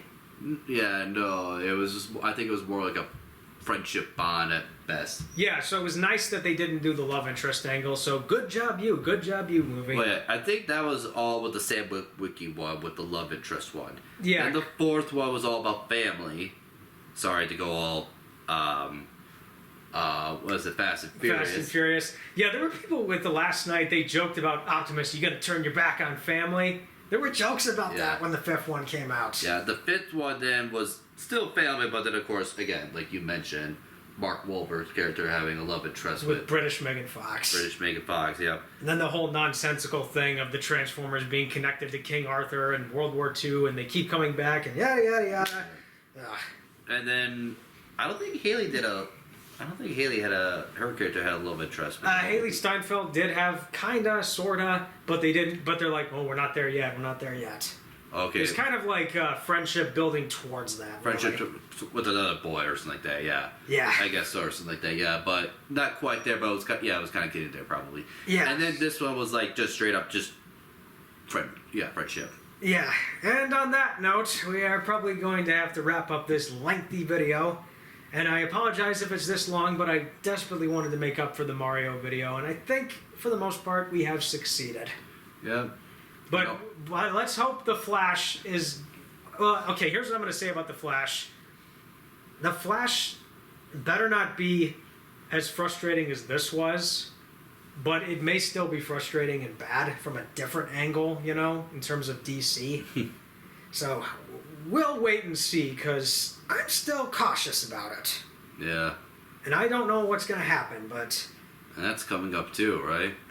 Yeah, next week, in fact. We got to start thinking about that. So, I'm going to say this. Flash, whatever happens, you'll see it. We'll see it, and... I don't think I can talk anymore. So, there you have it, folks. That is Transformers Rise of the Beasts. If you go see it, all the power to you. If you want to skip it because you have not enjoyed the others, be my guest. Yeah. You got any closing statements? Either beer bottles will be behind here, or if the flashpoint is that sort of depends on really the situation. If I'm like super mad and I need to pull out the drinks, I'll do it. But at the same time, I also want to be sober enough to let people know how much of a crappy movie it was. I don't know, so we'll see. Because you're allowed to disagree with critics on stuff, The people that are giving positive reviews of The Flash, you're allowed to disagree with them, or you're allowed to like what you want, Yeah. You should take joy in the media you love. Because that's something Lane Cara said in his Batman vs. Superman review. Take joy in the things that you love, even if someone else doesn't like it. Yeah. And that's really how it should be, but we got to have these little disconnect wars, and it's just... Or if you want to go off of Chris Pratt said, just try out the movie and see for yourself. Did he say that with the Mario movie? Yeah, because some people criticize about his voice acting with Mario, and you just tell people just give it a chance, just watch the movie, give it a shot. I kind of need to see the Mario movie again to see if it validates any of the thoughts I had on it, because it was an okay movie. I mean, I enjoyed Jack Black as Bowser. That's for sure. He did a really good job as Bowser. I know you had your disagreement about that one, but I enjoy Jack Black as Bowser. I would have casted Michael Shannon as Bowser, because, like, if you see his performance as General Zod in Man of Steel, like, transition that into Bowser and it would work. See, but Bowser, though, is a character that, yes, he is all about dominating, but he has just a weird love interest with Princess Peach, which what Jack Black kind of did perfectly. Yeah, but I had an issue with that plot. That was just something clearly made in mind with a kid's movie angle to it. I don't know. But I just would have liked it if Bowser said in the Mario movie, I will build my kingdom above the Mushroom Kingdom, and I will build it atop Mario's bones. Like, I would have liked that. But I guess the movie didn't have enough time for that. Too condensed of a runtime. I don't know. Actually, final thing I'll say, and I know I keep saying final thing, but if Toho, or not Toho, if Nintendo builds a cinematic universe around their characters, and they led it up to a Smash Brothers movie, that's something I'd be okay with. Oh, yeah. But it has to go with, like, well, we have to get Yoshi, we have to get Link, we have to get, the Legend We of have to get the Ice Climbers and Ganon, Kirby, maybe some of the Pokemon. Yeah, well, we already have Detective Pikachu. Yeah. So we have the Pikachu. We have to get, the Ice Climbers, Kirby, Star Fox. And then there's got to be some other characters. I know there's some other characters too. Trying to remember as well. Oh, Ness. Oh yeah, from Earthbound. Yeah, Earthbound. Yeah, Captain. Falcon. Yeah, Falcon Punch. Yep. And I know there's a few other characters as well. I'm just trying to remember. Oh yeah, we also have to figure out a way to get Jigglypuff. Oh yeah, Jigglypuff. What, you try to do the sleep and all of a sudden not get someone out right away? Something like that. I don't know. But actually, that's if a studio executive who's watching this movie, make a Nintendo cinematic universe over a Hasbro cinematic universe. Because that could actually be kind of fun, if done right. Yeah. Like, you could say the Mario movie was the big start. I mean, I thought it was okay. Other people loved it. But get us a Smash Brothers movie. I would watch that. I don't want to see a Transformers G.I. Joe crossover. See, but yeah, at least with the Super Mario, it made so much money that it could do that, though. Yeah, I mean, they're going to. There's no doubt about it. But I'm just saying, it's like a Nintendo cinematic universe. I think people want that over a Hasbro cinematic universe. Yeah. I'm serious. I think people want that. Or maybe if Sony did a PlayStation cinematic universe. Because you know how PlayStation Studios is the new film studio? Oh, yeah. Sony or something like that. And then Sony tried their Smash Brothers PlayStation game, which I actually had a lot of fun with. PlayStation All-Stars Battle Royale. Yeah, but that one's, I don't know, like, it had its moments. Like some of these other Smash Bros. Games that are out there right now. Yeah, like the Nickelodeon All-Stars Brawl. And then the Warner Brothers. Oh, yeah, the Multiverse thing, Yeah. which I probably will never play. Multiverse. Which, they had a lot of, like, Looney Tunes, Shaggy was in it. Yeah, some DC characters. Arya Stark.